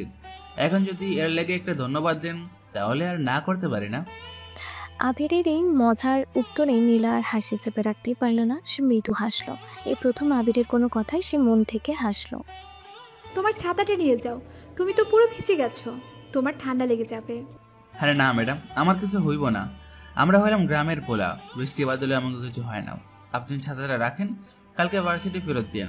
আর হ্যাঁ, বাড়ি গিয়া গরম পানি দিয়ে গোসল করে নিন, নইলে কিন্তু সত্যি সত্যি ঠান্ডা লাগে যাইব। তখন আবার প্রজেক্টের কাম আটকে যাইব। সিএনজিটা চলতে শুরু করলো। নীলা পেছনে ভেজা কাঁচ দিয়ে দেখলো আবির সে মুষলধারে বৃষ্টির মধ্যেই দাঁড়িয়ে আছে, হাত নেড়ে তাকে বিদায় জানাচ্ছে। তার অবয়বটা ধীরে ধীরে ঝাপসা হয়ে আসছে। নীলার হঠাৎ করে মনে হলো এই ছেলেটার চোখে সে আজ যা দেখেছে তা কোনো সাধারণ ছেলের চোখে থাকে না। সেটা ছিল এক নিখাত নিঃস্বার্থ সরলতা আর আন্তরিকতা। চৌধুরী ম্যানশনের বিশাল ডাইনিং হল, ঝাড়বাতি হলদে আলোয় চকচক করছে লম্বা সেগুন কাঠের টেবিল। টেবিলে সাজানো নানান পদের রাজকীয় খাবার, কিন্তু খাওয়ার লোক মাত্র দুজন, নীলা আর তার বাবা আসলাম চৌধুরী। পরিবেশটা অস্বাভাবিক রকমের শান্ত আর থমথমে। আজ ভার্সিটিতে সব ঠিক ছিল তো মা? বৃষ্টিতে ভিজে তোর ঠান্ডা লাগেনি তো? নীলা সুপের বাটিতেই চামচ নাড়তে নাড়তে বলল, না ড্যাড, আমি ঠিক আছি। আবিরের ছাতাটা ছিল বলে বেশি ভিজিয়ে নেই। আবির? আবিরটা আবার কে? ও ও আমাদের ক্লাসের একজন, আমার প্রজেক্ট পার্টনার, খুব সাধারণ একটা ছেলে। ও ভালো। সাধারণ মানুষদের সাথেও মাঝে মাঝে মেশা উচিত, তাতে পৃথিবীটাকে নতুন করে চেনা যায়। হঠাৎ এই কথা বলছো যে ড্যাড? তুমি তো সব সময় আমাকে বলতে ওদের থেকে দূরত্ব বজায় রাখতে। সময় সময় সব কিছু বদলে দেয় মা। যখন ক্ষমতার প্রতিপত্তি থাকে তখন পৃথিবীটা এক প্রকার মনে হয়, আর যখন পায়ের তলার মাটি সরে যেতে থাকে তখন বাস্তবতাকে অন্য চোখে দেখতে হয়। ড্যাড প্লিজ, আবার ব্যবসার কথা শুরু করো না। অন্তত খাওয়ার সময়টুকু তো রিল্যাক্স করতে দাও। আমি জানি তুমি অনেক টেনশনে আছো, কিন্তু এভাবে শরীর খারাপ করলে কি হবে? আমার শরীর নিয়ে ভাবার মতো বিলাসিতা করার সময় এখন আমার নেই নীলা। তুই হয়তো বুঝতে পারছিস না আমরা কতটা গভীর সংকটের মধ্য দিয়ে যাচ্ছি। চৌধুরী টেক্সটাইলস নামটা হয়তো আর কয়েক মাস পর বইয়ের পাতায় খুঁজে পাওয়া যাবে। প্লিজ ড্যাড, এইভাবে বলো না, আমার খুব ভয় করছে। ভয় পেয়ে লাভ নেই মা, বাস্তবতাকে মেনে নিতে শেখ। আমি গত এক সপ্তাহ ধরে সব রকম চেষ্টা করেছি। ব্যাংকের কাছে আরও কিছুটা সময় চেয়েছি, পুরনো ক্লায়েন্টদের ধরে রাখার চেষ্টা করেছি, এমনকি আমার কিছু ব্যক্তিগত সম্পত্তি বিক্রি করে দেওয়ার কথাও ভেবেছি, কিন্তু কোনো কিছুতেই কোনো কাজ হচ্ছে না। সমুদ্রের মাঝে ফুটো নৌকার মতো আমাদের অবস্থা, পানি ঢুকছেই। বাবার কণ্ঠে এমন ভাঙা স্বর শুনে নীলার ভেতরটা দুমড়ে মুচড়ে গেল। সে খাবার রেখে বাবার দিকে পূর্ণ মনোযোগ দিল। তাহলে তাহলে আহাদ গ্রুপের সাথে ডিলটা কি হলো? কোনো খবর পেলে? আহাদ গ্রুপ? ওটা এখন মরিচিকার মতো মনে হয় মা। আহাদ হোসেনের দেখা পাওয়ার আকাশের চাঁদ হাতে পাওয়া একই কথা। তার পিএ স্পষ্ট জানিয়ে দিয়েছে আগামী 3 মাসের মধ্যে চেয়ারম্যান সাহেবের কোনো শিডিউল খালি নেই। 3 মাস? কিন্তু আমাদের হাতে তো এত সময় নেই। সেটাই তো, তারা আসলে ভদ্রভাবে আমাদের না করে দিয়েছে। আমাদের মতো ডুবন্ত কোম্পানির সাথে হাত মিলিয়ে তারা নিজেদের সুনাম নষ্ট করতে চায় না। ডাইনিং হলে নীরবতা যেন আরো ভারী হয়ে উঠল। কিছুক্ষণ চুপ করে থেকে আসলাম চৌধুরী নীলার দিকে এমনভাবে তাকালেন যা নীলার কাছে খুব অচেনা মনে হলো। সেই দৃষ্টিতে স্নেহ ছিল, কিন্তু তার চেয়েও বেশি ছিল এক ধরনের ব্যবসায়িক হিসাব নিকাশ। তবে একটা উপায় এখনো বাকি আছে নীলা। কি উপায় ড্যাড? আমার একজন পুরনো বন্ধু আছে, Anwar Shikder. Shikder group of industries এর মালিক। তুই হয়তো নাম শুনেছিস। হ্যাঁ শুনেছি, কিন্তু তাদের সাথে আমাদের ব্যবসার কি সম্পর্ক? সম্পর্ক আছে মা, অনেক গভীর সম্পর্ক হতে পারে। আনোয়ার সাহেব গতকাল আমাকে ফোন করেছিলেন। তিনি আমাদের বর্তমান অবস্থা সম্পর্কে জানেন। তিনি আমাকে একটা প্রস্তাব দিয়েছেন। কি প্রস্তাব? তার একটি ছেলে নাম Arman Shikder, London school of economics থেকে পড়াশোনা করে এসেছে। এখন তার বাবার ব্যবসা দেখাশোনা করছে। খুবই ব্রিলিয়ান্ট ছেলে। নীলার বুকের ভেতরটা ধপ করে উঠল। সে বুঝতেই পারছিল তার বাবা কোন দিকে ইঙ্গিত করছেন। তো আমি কি করব? আনোয়ার সাহেব চান তার ছেলে আরমানের সাথে তোর বিয়ে হোক। এই বিয়ের মাধ্যমে তিনি আমাদের 2 পরিবারকে এক করতে চান। তিনি প্রস্তাব দিয়েছেন এই বিয়েটা হলে তিনি আমাদের কোম্পানিতে বিশাল অঙ্কের টাকা বিনিয়োগ করবেন। শুধু তাই নয়, তার বিদেশি কানেকশন ব্যবহার করে আমাদের জন্য নতুন বায়ের ব্যবস্থাও করে দিবেন। এক কথায় তিনি আমাদের এই বিপদ থেকে টেনে তুলবেন। কথাগুলো শুনে নীলার মনে হলো তার পায়ের তলার মাটি যেন সত্যি সত্যি সরে যাচ্ছে। যে বাবাকে সে সবসময় তার আদর্শ মনে করত, আজ তার মুখে এই কথা শুনে তার বিশ্বাস ভেঙে চুরমার হয়ে যাচ্ছিল। বিয়ে? তুমি আমার বিয়ের কথা বলছো ড্যাড? কিভাবে পারলে তুমি এটা ভাবতে? তুমি আমার পড়াশোনা, আমার কেরিয়ার, আমার স্বপ্ন সব কিছুকে একটা বিজনেস ডিলের জন্য বিক্রি করে দিতে চাইছো? বিক্রি? এত বড় কথাটা তুই বলতে পারলি নীলা? আমি তোর বাবা, আমি যা করছি তোর ভালোর জন্যই করছি। আরমান শিকদারের মতো ছেলে পাওয়া ভাগ্যের ব্যাপার। টাকা, সম্মান, প্রতিপত্তি কোনো কিচ্ছুর অভাব নেই। ওর সাথে তোর বিয়ে হলে তুই রাজরানীর মতো থাকবি। আমি রাজরানী হতে চাই না ড্যাড, আমি নীলা হয়ে থাকতে চাই। আমি যাকে ভালোবাসি তাকে বিয়ে করতে চাই। আমি আমার জীবনটাকে নিজের মতো করে সাজাতে চাই। তুমি তো সবসময় আমাকে সাপোর্ট করে এসেছো, আজ হঠাৎ তোমার কি হলো? ভালোবাসা? এই ভালোবাসা দিয়ে কি হয় নীলা? পেট চলে? সমাজের স্ট্যাটাস বজায় থাকে? যখন দেখবি তোর মাথার উপর ছাদ নেই, চলার জন্য গাড়ি নেই, তখন এই ভালোবাসা জানলা দিয়ে পালাবে। আমি জীবন দিয়ে এটা শিখেছি। টাকা ছাড়া এই পৃথিবীতে আর কিছুই সত্যি নয়। না, এটা সত্যি না, তুমি ভুল বলছো। টাকা সব কিছু নয় ড্যাড। তুমি আমাকে একটা পণ্য বানিয়ে দিয়েছো, যার দাম নির্ধারণ হচ্ছে তোমার ব্যবসার লাভ লোকসান দিয়ে। তোমার কাছে আমার চেয়ে তোমার কোম্পানির মূল্য বেশি হয়ে গেছে। আসলাম চৌধুরী টেবিলের ওপর সজোরে একটা চাপড় মেরে রেগে বলে উঠলেন, নীলা, গলা নামিয়ে কথা বল। তুই বড্ড বেশি ইমোশনাল হয়ে যাচ্ছিস। আমি তোকে কোনো জোর করছি না, আমি শুধু তোকে বাস্তবটা দেখাচ্ছি। সিদ্ধান্ত তোকে নিতে হবে। তুই কি তোর বাবার সম্মান, আমাদের পরিবারের এত বছরের ঐতিহ্যকে এইভাবে ধ্বংস হয়ে যেতে দেখবি, নাকি একটু প্র্যাকটিক্যাল হয়ে পুরো পরিবারকে বাঁচাবি? বাবার এই নির্মম কথাগুলো ধারালো ছুরির মতো নীলার বুকে গিয়ে বিঁধল। সে বুঝতে পারলো তার বাবা তাকে ভালোবাসার দোহাই দিয়ে আসলে ইমোশনালি ব্ল্যাকমেল করছেন। তার ভেতরের অহংকারের দেয়ালটা, যা সে এতদিন ধরে সযত্নে গড়ে তুলেছিল, তা যেন মুহূর্তের মধ্যে হুড়মুড়িয়ে ভেঙে পড়ল। সে দেখলো এই দেয়ালের ওপাশে সে একা, খুব একা। নীলা চেয়ার ছেড়ে উঠে দাঁড়িয়ে কাঁপা কাঁপা গলায় বলল, আমার খাওয়া শেষ ড্যাড, আমার ঘুম পাচ্ছে। নীলা আর এক মুহূর্ত সেখানে দাঁড়ালো না, সে দৌড়ে নিজের ঘরের দিকেই চলে গেল। আসলাম চৌধুরী স্তব্ধ হয়ে মেয়ে চার পথের দিকে তাকিয়ে রইলেন। তার চোখে মুখে ফুটে উঠল একটা সহসহায়ত্ব আর অনুশোচনা। তিনি জানেন তিনি তার মেয়ের সাথে অন্যায় করছেন, কিন্তু এছাড়া তার আর কোনো উপায় জানা নেই। নিজের ঘরে এসে নীলা দরজা বন্ধ করে বিছানার উপর কান্নায় ভেঙে পড়ত। তার মনে হচ্ছিল তার চারপাশের পৃথিবীটা মিথ্যে। তার বাবা, তার পরিবার, তার স্টেটাস, সব কিছুই কত ঠুনকো। এই মুহূর্তে তার কেন যেন আবিরের কথা মনে পড়ল। সেই সহজ সরল হাসি খুশি ছেলেটা, যার কোনো টাকা নেই, প্রতিপত্তি নেই, কিন্তু তার চোখে মুখে কোনো দুশ্চিন্তার ছাপও নেই। সে নিজের মতো করে সুখী। নীলার হঠাৎ করে খুব সাধারণ একটা জীবন পেতে ইচ্ছে করল। এক সপ্তাহ পর মফিজ স্যারের ক্লাসরুম। আজ ফাইনাল প্রজেক্ট প্রেজেন্টেশনের দিন। ক্লাসের পরিবেশটা পরীক্ষার হলের মতোই থমথমে। সবার চোখে মুখে চাপা উত্তেজনা আর ভয়। নীলা বসে আছে প্রথম সারিতে, তার পরনে মার্জিত অফ হোয়াইট রঙের একটি পোশাক। সে শান্ত, কিন্তু তার ভেতরটা চলছে এক অন্যরকম ঝড়। গত কয়েকটা দিন তার জন্য ছিল বিভীষিকার মতো। বাবার দেওয়া বিয়ের প্রস্তাব আর নিজের ভবিষ্যৎ নিয়ে ভাবতে ভাবতে সে রাতে ঘুমাতেও পারেনি। সানিয়া নীলার পাশে বসে ফিসফিস করে বলে, কিরে, তুই রেডি তো? তোর আর ওই গেউটার প্রেজেন্টেশন তো আমাদের পরেই। আমি তো টেনশনে মরেই যাচ্ছি। তুই তো নিশ্চয়ই সব একা একাই করেছিস, তাই না? ওই ছেলেটা তোকে কোনো সাহায্য করেছে বলে তো মনে হয় না। সবাই যা ভাবে তা সবসময় সত্যি হয় না সানিয়া। ও আমাকে হেল্প করেছে, যতটা তোরা কল্পনা করতে পারবি না। মানে কি বলছিস এসব? নীলা আর কিছু বলার আগে মফিজ স্যার গম্ভীর মুখে ক্লাসে প্রবেশ করলেন। তার হাতে একটা clipboard. So everyone is ready. আমি সিরিয়াল অনুযায়ী নাম ডাকবো। Group number 7, Nila Chowdhury and Abir Hossain.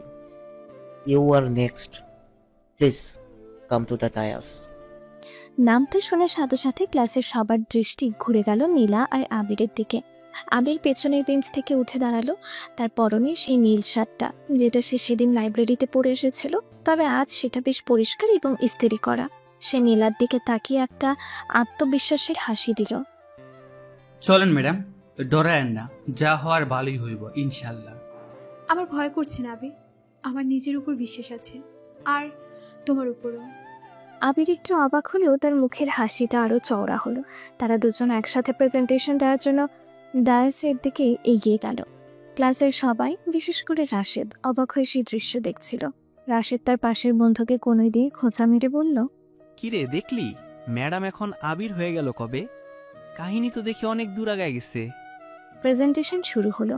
Projector স্ক্রিনে ভেসে উঠল তাদের স্লাইডের শিরোনাম। নীলা শুরু করলো। তার সাবলীল ইংরেজি উচ্চারণ, চমৎকার বাচনভঙ্গি আর তথ্যের গভীরতা দিয়ে সে শুরুতেই সবার মন জয় করে নিল। সবাই যা আশা করেছিল ঠিক তাই হচ্ছিল। নীলা একাই পুরো প্রেজেন্টেশনটা টেনে নিয়ে যাচ্ছে। আবির শুধু চুপচাপ দাঁড়িয়ে আছে পাশে, স্লাইড পরিবর্তন করছিল সে। একজন ছাত্র পেছন থেকে ফিসফিস করে বলল, আমি তো আগেই বলেছিলাম সব কাজ নীলা করেছে, ওই গাইয়াটা তো শুধু শোপিস হিসেবে দাঁড়িয়ে আছে। প্রেজেন্টেশনে প্রায় অর্ধেক শেষ। নীলা যখন বাংলাদেশের গ্রামীণ অর্থনীতিতে ক্ষুদ্র ঋণের প্রভাব নিয়ে কথা বলছিল, ঠিক তখনই মফিজ স্যার তাকে থামিয়ে দিলেন। ওয়েট মিস নীলা, তোমার অ্যানালাইসিস খুবই ভালো, কিন্তু তুমি শুধু ক্ষুদ্র ঋণের ইতিবাচক দিকগুলোই তুলে ধরেছ। এর কি কোনো নেতিবাচক দিক নেই?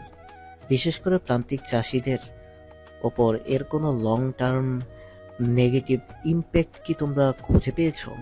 স্যারের এই আকস্মিক প্রশ্নে নীলা একটু থমকে গেল। সে এই দিকটা নিয়ে ভেবেছিল, কিন্তু তার ডেটা যথেষ্ট শক্তিশালী ছিল না। সে কি উত্তর দেবে ভাবছিল, ঠিক তখনই আবির মাইক্রোফোনটা হাতে তুলে নিল। স্যার, আমি কি আপনার প্রশ্নের উত্তরটা দিতে পারি?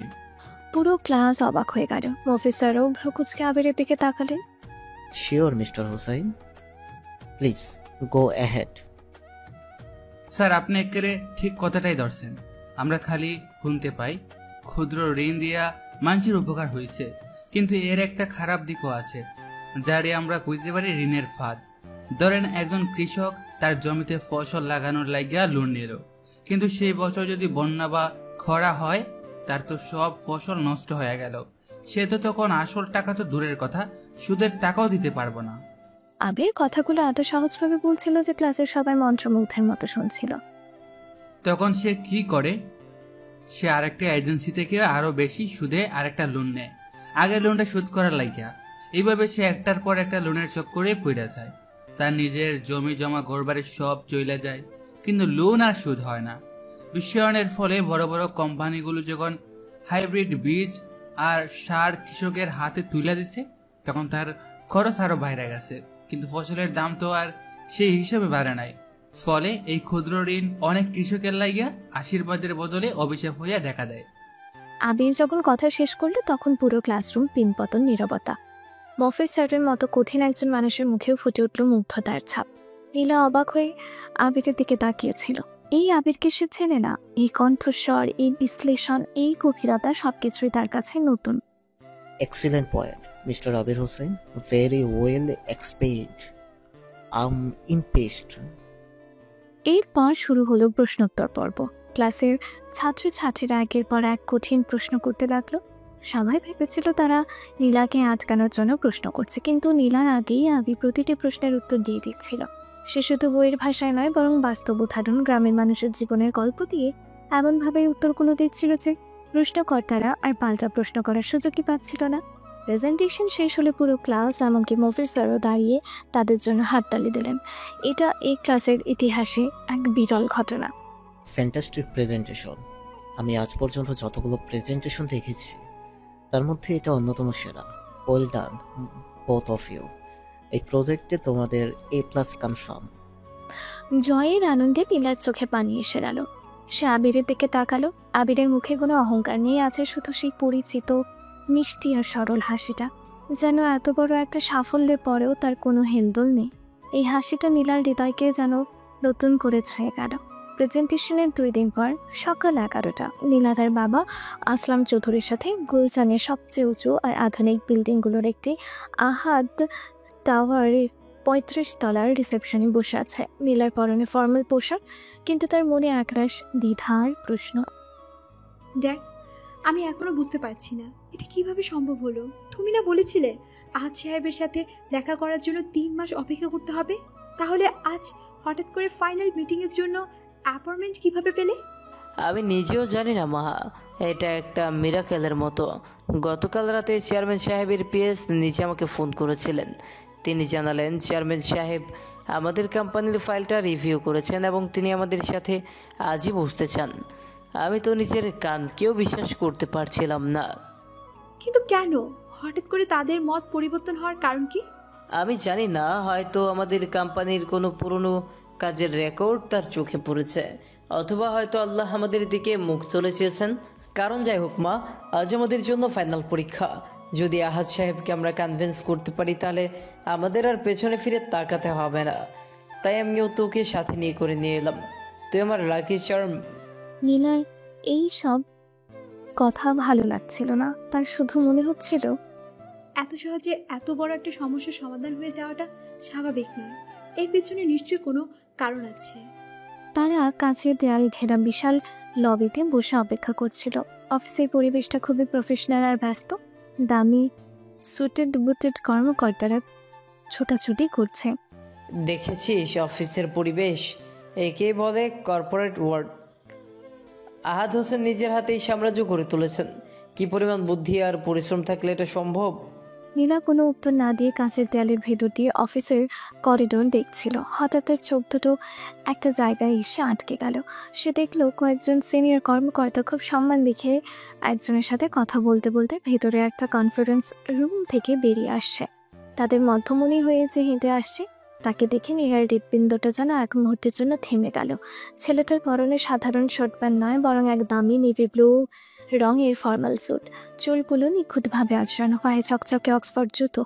তার হাঁটা চলায় তাকানোর ভঙ্গিতে এক অদ্ভুত কর্তৃত্ব আর আত্মবিশ্বাস, যা নীলা আগে কখনো দেখেনি। কিন্তু মুখটা তার খুব চেনা।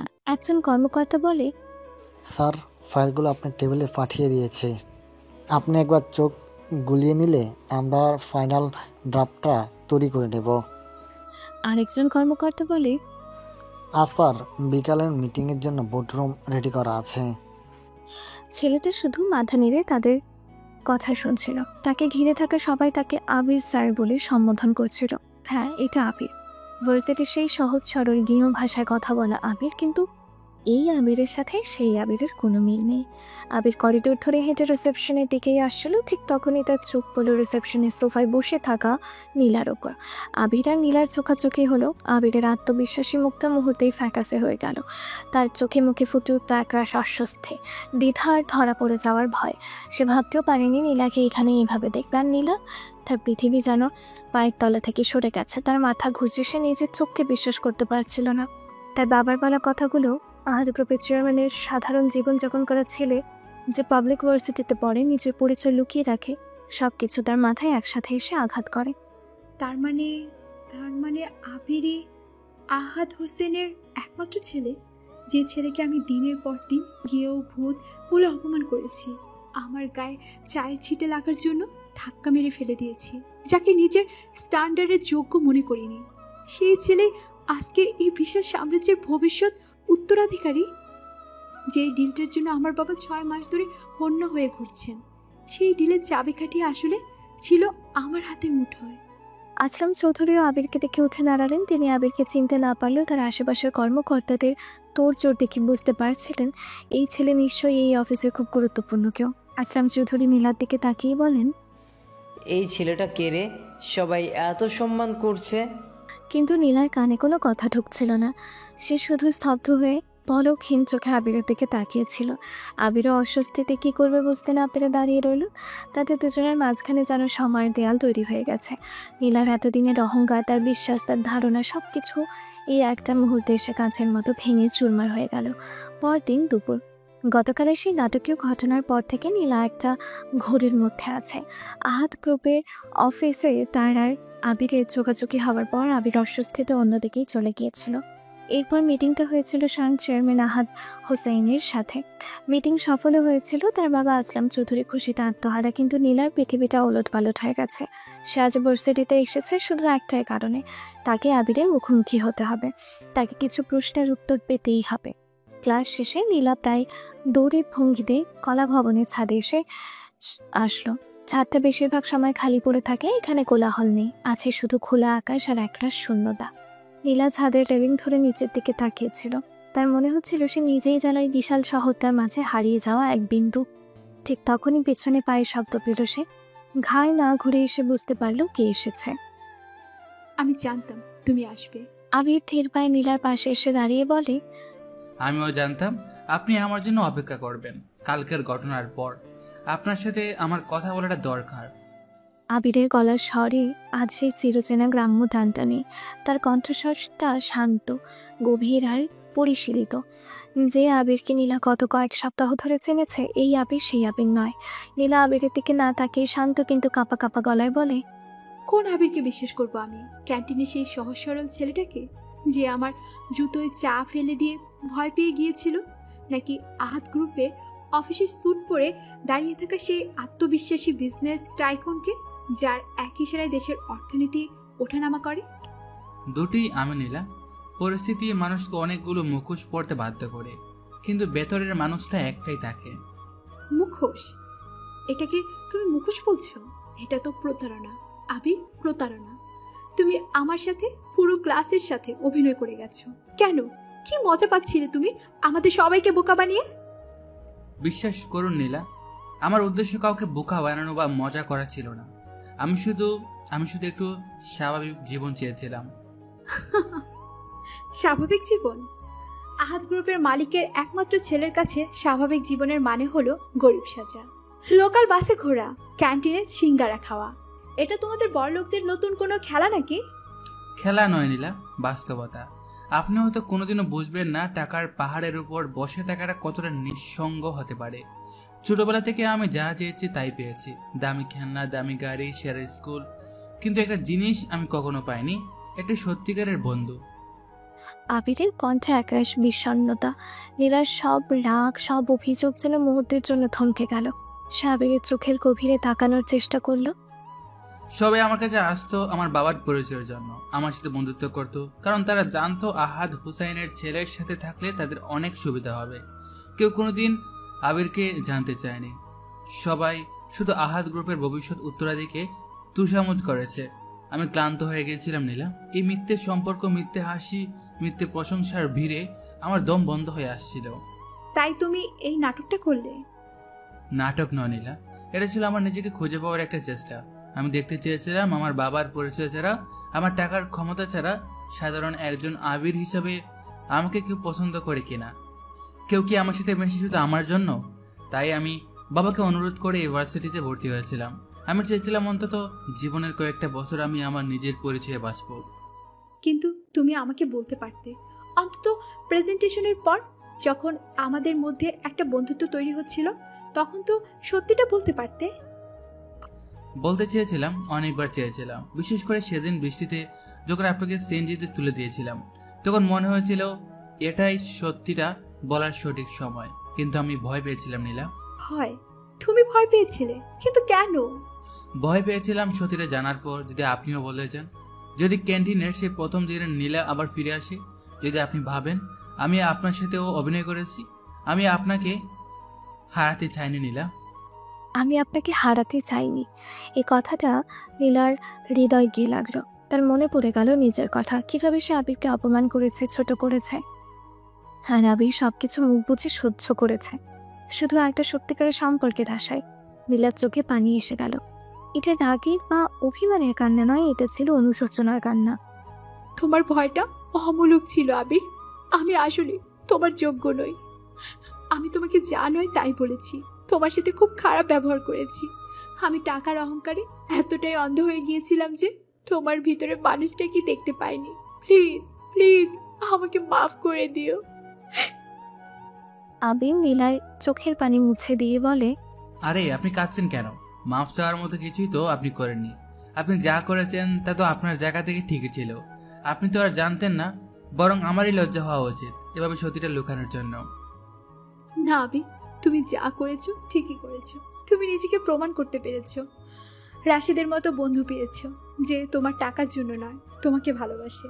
আর আমার মতো একজন অহংকারী মেয়েকে তুমি চোখে আঙ্গুল দিয়ে দেখিয়ে দিয়েছো যে আসল পরিচয় সম্পদে নয়, মনুষ্যত্বে। তাহলে কালকের মিটিংটা সফল হওয়ায় আপনি খুশি তো? মিটিং? তার মানে ওটা তুমি? আমি বাবাকে আপনাদের কোম্পানির ফাইলটা দেখতে বলেছিলাম। আমি জানতাম চৌধুরী টেক্সটাইলস একসময় এই দেশের অন্যতম সেরা প্রতিষ্ঠান ছিল, শুধু বর্তমান পরিস্থিতিটাই একটু খারাপ। আমি বাবাকে শুধু একটা সুযোগ দিতে বলেছিলাম, বাকিটা আপনার বাবা তার যোগ্যতা দিয়েই অর্জন করে নিয়েছেন। নীলা আর কিছু বলতে পারল না। সে শুধু কৃতজ্ঞতার দৃষ্টিতে আবিরের দিকে তাকিয়ে রইল। যে ছেলেটাকে সে এত অপমান করেছে, সেই ছেলে আড়াল থেকে তার পরিবারকে এত বড় বিপদ থেকে বাঁচালো। ছাদের ওপর তখন বিকেলে নরম রোদ এসে পড়েছে। তাদের দুজনের মধ্যকার ভুল বোঝাবুঝি সব দূরত্ব যেন সেই রোদের আলোয় মুছে গেল। সেদিন সন্ধ্যায় চৌধুরী ম্যানশনের পরিবেশটা উৎসব মুখর। আসলাম চৌধুরী আহাদ গ্রুপের সাথে ডিল ফাইনাল হওয়ার খুশিতে একটা ছোট পার্টির আয়োজন করেছেন। কিন্তু নীলার এই চামকি আলোর রোশনাই কোনো কিছুই ভালো লাগছে না। সে তার বাবার অফিসে স্টাডি রুমে এসে ঢুকলো। আসলাম চৌধুরী তখন ফোনে হাসি মুখে কথা বলছিলেন। হ্যাঁ আনোয়ার সাহেব, আমি তো বললামই মিরাকল। আহাদ হোসেন আমাদের প্রজেক্টে আগ্রহ দেখিয়েছেন। না, এখন আর আপনার বিনিয়োগের প্রয়োজন হবে না। আহাদ গ্রুপই সবটা দেখছে। হ্যাঁ অবশ্যই, আমাদের সম্পর্ক আগের মতোই থাকবে। ঠিক আছে, পরে কথা হবে। ফোনটা রেখে আসলাম চৌধুরী বিজয়ের হাসি নিয়ে নীলার দিকে তাকালেন। দেখেছিস মা, আমি বলেছিলাম না আল্লাহ আমাদের নিরাশ করবেন না। আহাদ গ্রুপ আমাদের সাথে কাজ করতে রাজি হয়ে গেছে। এইবার দেখ আমি চৌধুরী টেক্সটাইলসকে কতদূর নিয়ে যাই। এটা আল্লাহর দয়া, ঠিক দেখ, কিন্তু ওই যে উসিলা কিছু তো আছে।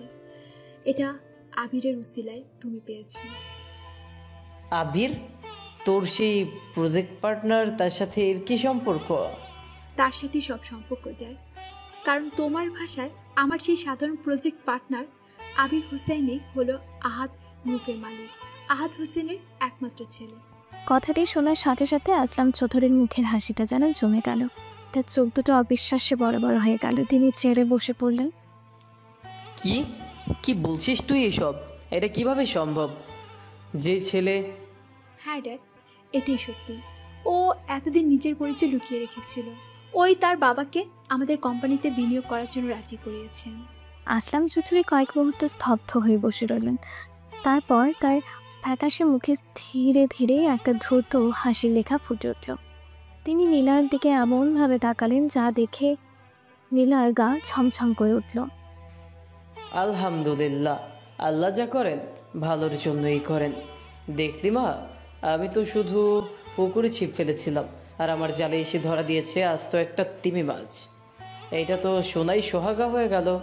মানে কি বলছো তুমি এসব? মানে তুই এখনো বুঝতে পারছিস না? এটা তো আমাদের জন্য জ্যাকপট মা, জ্যাকপট। আমি তো আরমান শিকদারের সাথে তোর বিয়ে দিয়ে কোম্পানিটা বাঁচাতে চেয়েছিলাম, আর এখন দেখ পুরো আহাদ গ্রুপই আমাদের হাতের মুঠোয় চলে আসতে পারে। ড্যাড, তুমি কি বলতে চাইছো? পরিষ্কার করে বলো তো। তুই তো ছেলেটার সাথে বেশ ভালোই মিশেছিস, প্রেজেন্টেশন করেছিস, ও তোকে পছন্দও করে বলে মনে হচ্ছে। এখন তোকে শুধু এই সম্পর্কটাকে আরেকটু এগিয়ে নিয়ে যেতে হবে। ওর সাথে বন্ধুত্ব আরও গভীর কর, ওর মন জয় করার চেষ্টা কর।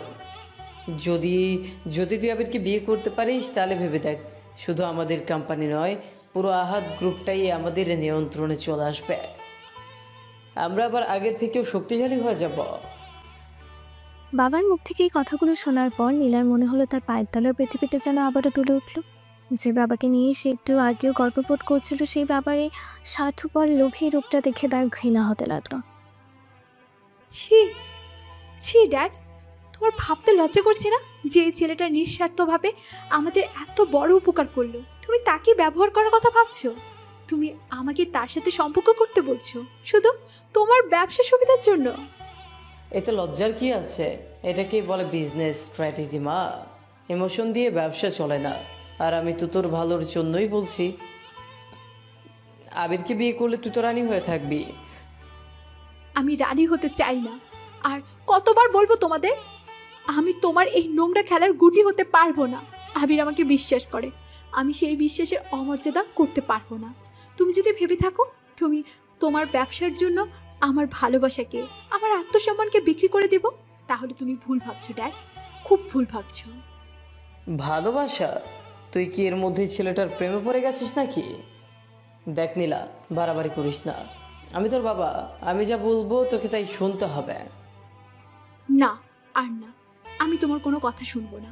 তুমি আমার বাবা নও, তুমি একজন স্বার্থপর ব্যবসায়ী যার কাছে টাকার চেয়ে সম্পর্কের কোনো মূল্য নেই। আমি তোমার এই ষড়যন্ত্রের অংশ হব না, কখনোই না। কথাগুলো বলেই নীলা রাগেই দুঃখে অভিমানে ঘর থেকে বেরিয়ে গেল। সে বুঝতে পারছিল আজ থেকে তার নিজের বাড়িতেই তার আসল যুদ্ধটা শুরু হলো। একদিকে আবিরের নিঃস্বার্থ ভালোবাসা আর বিশ্বাস, আর অন্যদিকে তার বাবার লোভ আর ষড়যন্ত্র। কয়েকদিন পরে এক বিকেল ধানমন্ডির এক নিরিবিলি ক্যাফের আউটডোরের সেকশনে বসে আছে আবির আর নীলা। এটা কোনো দামি জাঁকজমকপূর্ণ রেস্তোরাঁ নয়, খুব সাধারণ একটা জায়গা যেখানে ভার্সিটির ছাত্ররা প্রায় আড্ডা দিতে আসে। বাবার সাথে সেই ভয়ঙ্কর কথোপকথনের পর থেকে নীলা নিজের বাড়িতেই একজন বন্দির মতন জীবন কাটাচ্ছে। সে আজ আবিরকে ফোন করে এখানে আসতে বলেছে। তার চেহারাটা আগের চেয়ে অনেক বেশি মান আর চিন্তিত। আপনার কি হয়েছে নীলা? গত কয়েকদিন ধরে আপনাকে খুব চিন্তিত লাগছে। ভার্সিটিতেও ঠিক মতো কথা বলছেন না। সব কিছু ঠিক আছে তো? কিছুই ঠিক নেই আবির, কিছুই না। আমি আমি তোমার কাছে খুবই লজ্জিত। লজ্জিত? কেন? আপনি আবার কি করলেন? আমি কিচ্ছু করিনি, কিন্তু আমার বাবা তিনি যা করতে চাইছেন আমি ভাবতেও পারিনি একজন বাবা তার সন্তানের সাথে এমনটা করতে পারে। আঙ্কেল কিছু বলেছে আপনাকে? আমাদের ডিলটা নিয়ে কোনো সমস্যা হয়েছে? না, ডিল নিয়ে কোনো সমস্যা হয়নি। সমস্যাটা হয়েছে তোমাকে নিয়ে। আমার বাবা জেনে গেছেন যে তুমি আহাদ হোসেনের ছেলে। আমি অনুমান করেছিলাম। কাল অফিসে বাবা আমাকে বলেছিলেন মিটিংয়ের দিন আঙ্কেল নাকি আমার দিকে বারবার আর চোখে তাকাচ্ছিলেন। কিন্তু তাতে সমস্যা কি আছে? সত্যিটা তো একদিন সবাই জানতই। নীলা আবিরের চোখের দিকে তাকিয়ে প্রায় কাঁদো কাঁদো গলায় বলে, সমস্যাটা হলো আমার বাবা তোমার পরিচয়টাকে সুযোগ হিসেবে দেখছেন। তিনি চাইছেন আমি যেন তোমার সাথে সম্পর্কটা এগিয়ে নিয়ে যাই, তোমাকে আমার ভালোবাসার জালে ফাঁসিয়ে বিয়ে করি, যাতে চৌধুরী গ্রুপ আহাদ গ্রুপের সাথে মিশে যেতে পারে। তিনি তোমাকে আর তোমার বিশ্বাসকে ব্যবহার করে নিজের সাম্রাজ্যকে আরো বড় করতে চাইছেন। কথাগুলো একদমই বলে ফেলে নীলা কান্নায় ভেঙে পড়ল। তার ভিতরে সব অপরাধ বোধ, সব কষ্ট যেন বাঁধ ভাঙা জলের মতো বেরিয়ে আসতে চাইল। আবির কিছুক্ষণ চুপ করে বসে রইল। তার মুখে কোনো রাগ বা বিস্ময় চেনে নেই। সে যেন এমন কিছুর জন্য প্রস্তুত ছিল। আমি দুঃখিত নীলা, আপনাকে আমার জন্য আপনার বাবার কাছে এতগুলো কথা শুনতে হলো। তুমি দুঃখিত?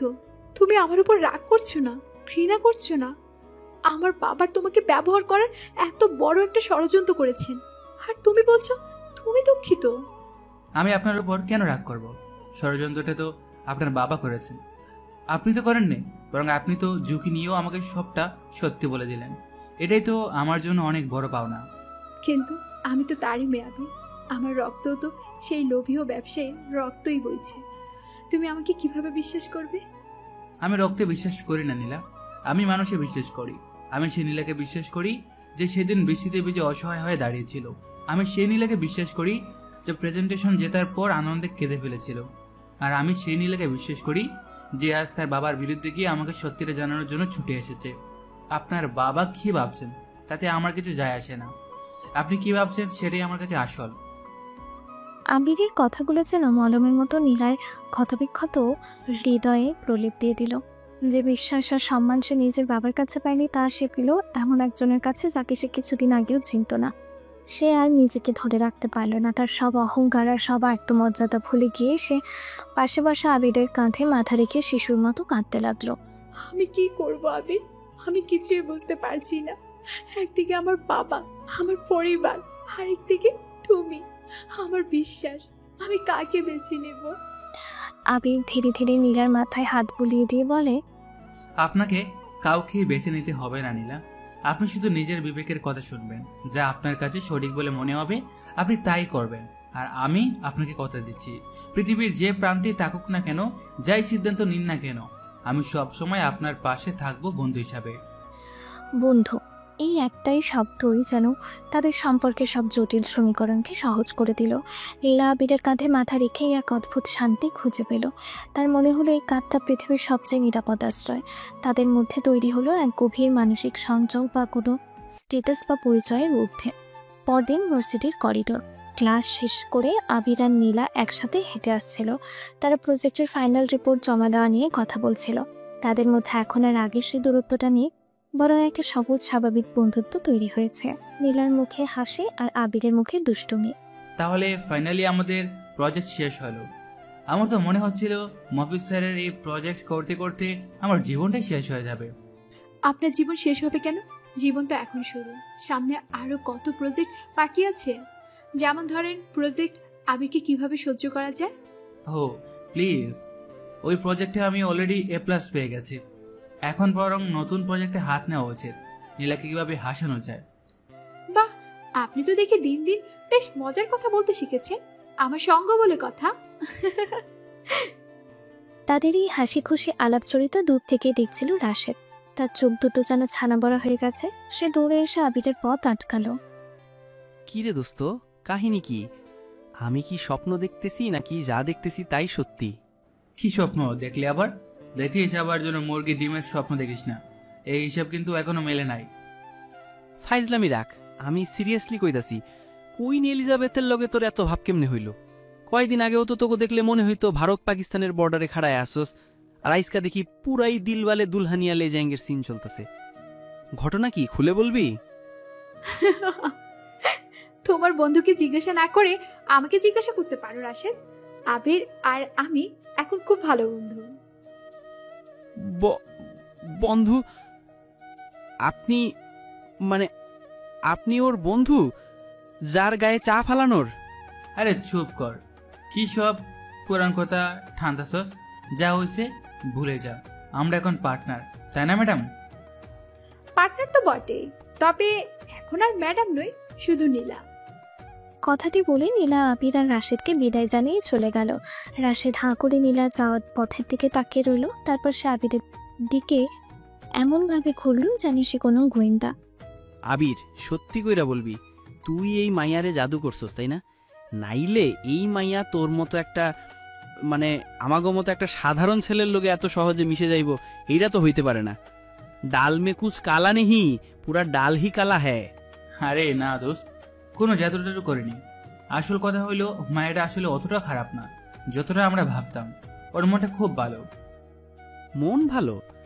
যেই মাইয়া তোরে সবার সামনে ধাক্কা মেরা ফালাই দিছিল তার মন ভালো? তুই কি পাগল হয়ে গেলি নাকি? আমার তো সন্দেহ হইতাছে তুই আসলে আবির না, তুই আবিরের মতো দেখতে অন্য কেউ। এলিয়েন টেলিয়েন না তো আবার?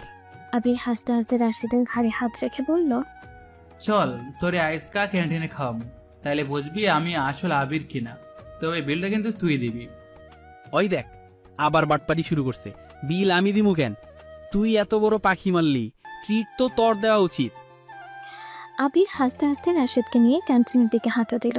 সে রাশেদের সব প্রশ্ন সব কৌতুক হেসে উড়িয়ে দিল। রাশেদের মনে একটা সন্দেহের বীজ দানা বেঁধে গেল। সে বুঝতে পারছিল আবির নিশ্চয়ই এমন কিছু একটা লুকাচ্ছে যা আমি জানি না।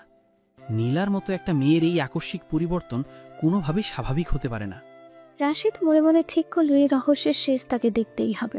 2 দিন পর আহাদ টাওয়ারের সর্বোচ্চ তলায় চেয়ারম্যানের বিলাসবহুল অফিস। কাঁচের দেয়ালের ওপাশে অস্তগামী সূর্যের আলোয় ঢাকা শহরটাকে সোনালি দেখাচ্ছে। অফিসের ভিতরে দামি চামড়ার চেয়ারে মুখোমুখি বসে আছে বাবা ছেলে আহাদ হুসাইন এবং আবির। তাদের সামনে খোলা চৌধুরী টেক্সটাইলের ফাইলটা। বাবা, আমি ফাইলটা আবার দেখেছি। চৌধুরী টেক্সটাইলসের ফান্ডামেন্টাল খুব স্ট্রং। ওদের মেশিনারি পুরনো হলেও কোয়ালিটি বেশ ভালো। শুধু ম্যানেজমেন্টের কিছু ভুল সিদ্ধান্ত আর আন্তর্জাতিক বাজারের প্রতিযোগিতায় ওরা পিছিয়ে পড়েছে। আমার মনে হয় ওদের যদি একটু সাপোর্ট দেওয়া যায় ওরা আবার ঘুরে দাঁড়াতে পারবে।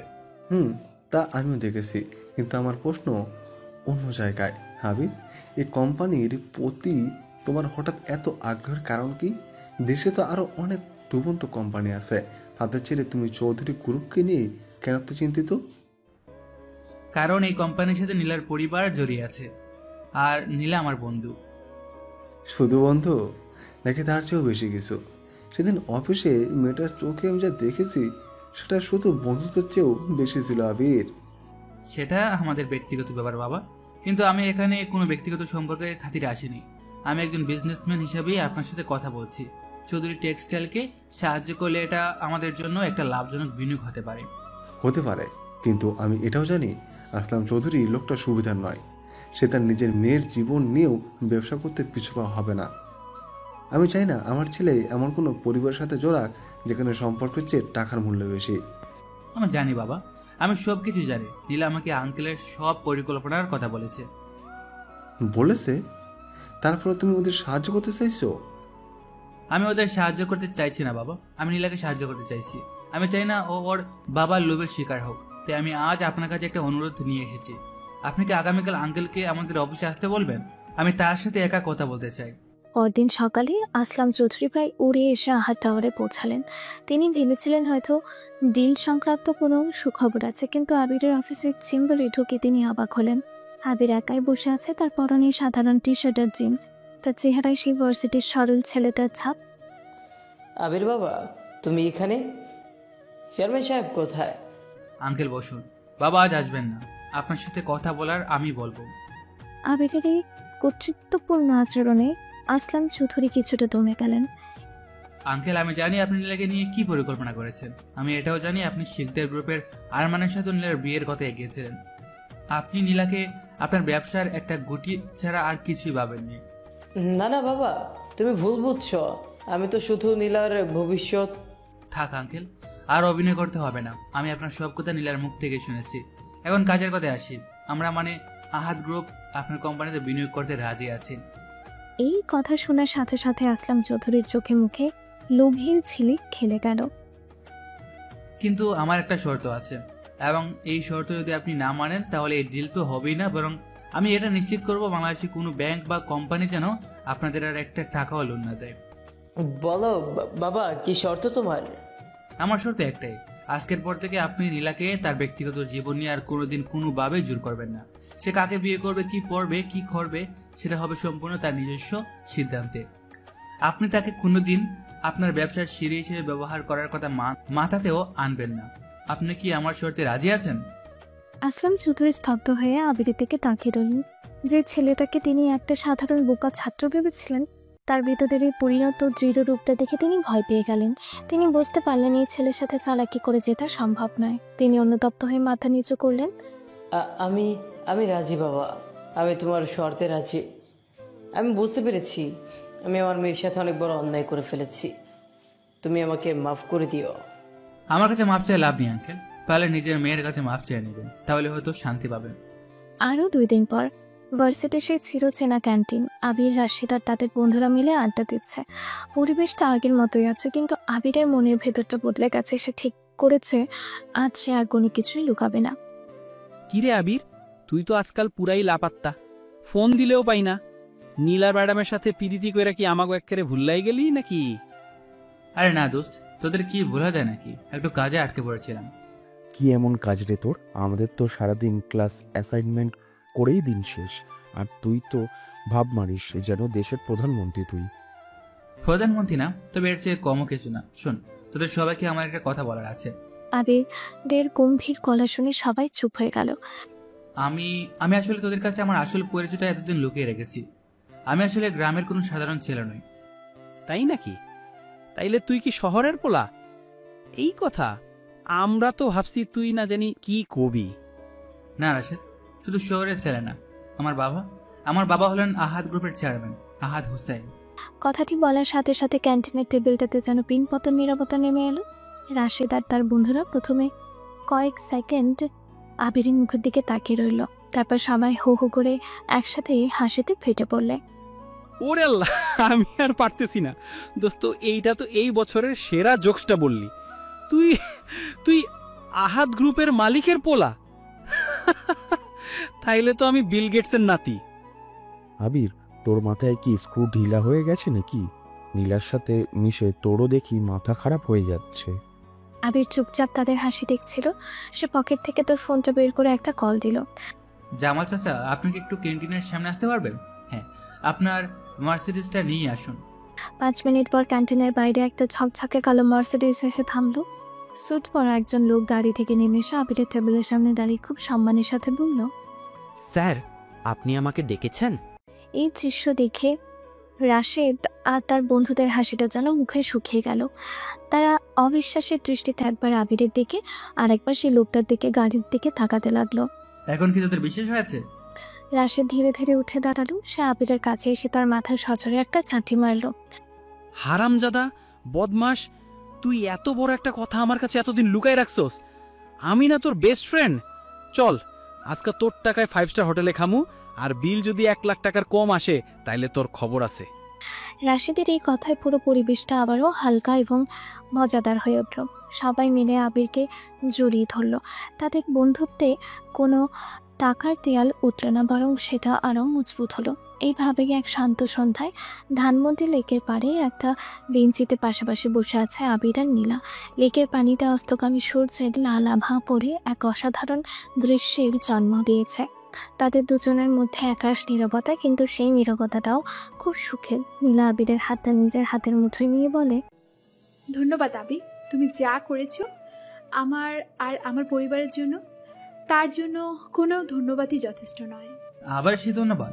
আমি তো আগে বলেছি আমি যা করেছি বন্ধুর জন্য করেছি। এর মধ্যে ধন্যবাদ আসার তো কোনো কারণই নেই। বন্ধু, শুধু বন্ধুই কি? নীলার এই প্রশ্নে আবির তার দিকে তাকালো। নীলার চোখে একরাশ মায়া আর ভালোবাসা। জানো আবির, আমি যখন প্রথম তোমাকে দেখেছিলাম তখন তোমাকে আমার কি মনে হয়েছিল? একটা গেও, অশিক্ষিত, আনস্মার্ট ছেলে। আমি তোমার উপর রাগ দেখিয়েছি, তোমাকে অপমান করেছি, কারণ আমি ভাবতাম আমার স্ট্যাটাসের পাশে তুমি কিছুই না। কিন্তু আমি ভুলছিলাম। তাহলে এখন কি মনে হয়? খুব ভুলছিলাম। এখন মনে হয় আমি তোমার স্ট্যাটাসের পাশে কিছুই না। কিন্তু মজার ব্যাপার কি জানো, আমি আহাদ গ্রুপের ভবিষ্যৎ মালিক আবির হোসেনকে ভালোবাসিনি। আমি ভালোবেসেছি ক্যান্টিনের সেই সহজ সরল ছেলেটাকে, যার ময়লা রুমালে আমার দামি জুতা মুছে দেওয়ার মতো বড় একটা মন ছিল। আমি তোমার টাকা বা পরিচয়কে নয়, আমি তোমার এই সরল মনটাকে ভালোবেসেছি আবির। নীলার মুখ থেকে ভালোবাসার এই অকপট স্বীকারোক্তি শুনে আবিরের হৃদয়টা যেন আনন্দে ভরে গেল। সে এতদিন ধরে ঠিক এই কথাটাই শোনার জন্য অপেক্ষা করছিল। সে জানে নীলা তাকে তার টাকার জন্য ভালোবাসেনি, যেটা সে যখন তার বাবার ওই ষড়যন্ত্রের কথাটা আবিরকে এসে বলে দিয়েছিল সেদিনই আবির বুঝতে পেরেছিল। আবির নীলার আরও কাছে সরে এসে বলল, আর আমি কি ভালোবেসেছি জানেন? আমি ভালোবেসেছি ক্লাসের সেই অহংকারী মেয়েটাকে, যার রাগের আড়ালে একটা নরম মন লুকিয়েছিল। আমি ভালোবেসেছি সেই নীলাকে, যে বিপদে পড়ে বন্ধুদের ছেড়ে চলে যেতে দেখলেও নিজের আত্মসম্মান বিসর্জন দেয়নি। আমি আপনার বাইরের রূপকে নয়, আপনার ভেতরের জেদ আর সাহসটাকে ভালোবেসেছি নীলা। তারা একে অপরের চোখের দিকে তাকিয়ে রইল। কোনো শব্দের প্রয়োজন হলো না, তাদের দুজনের চোখেই তাদের মনের সব কথা বলে দিল। আবির ধীরে ধীরে নীলার কপালে একটা চুমু খেলো। লেকের শান্ত জল আর বিকেলের সেই আলো সাক্ষী হয়ে রইল তাদের পবিত্র ভালোবাসার প্রথম প্রকাশে।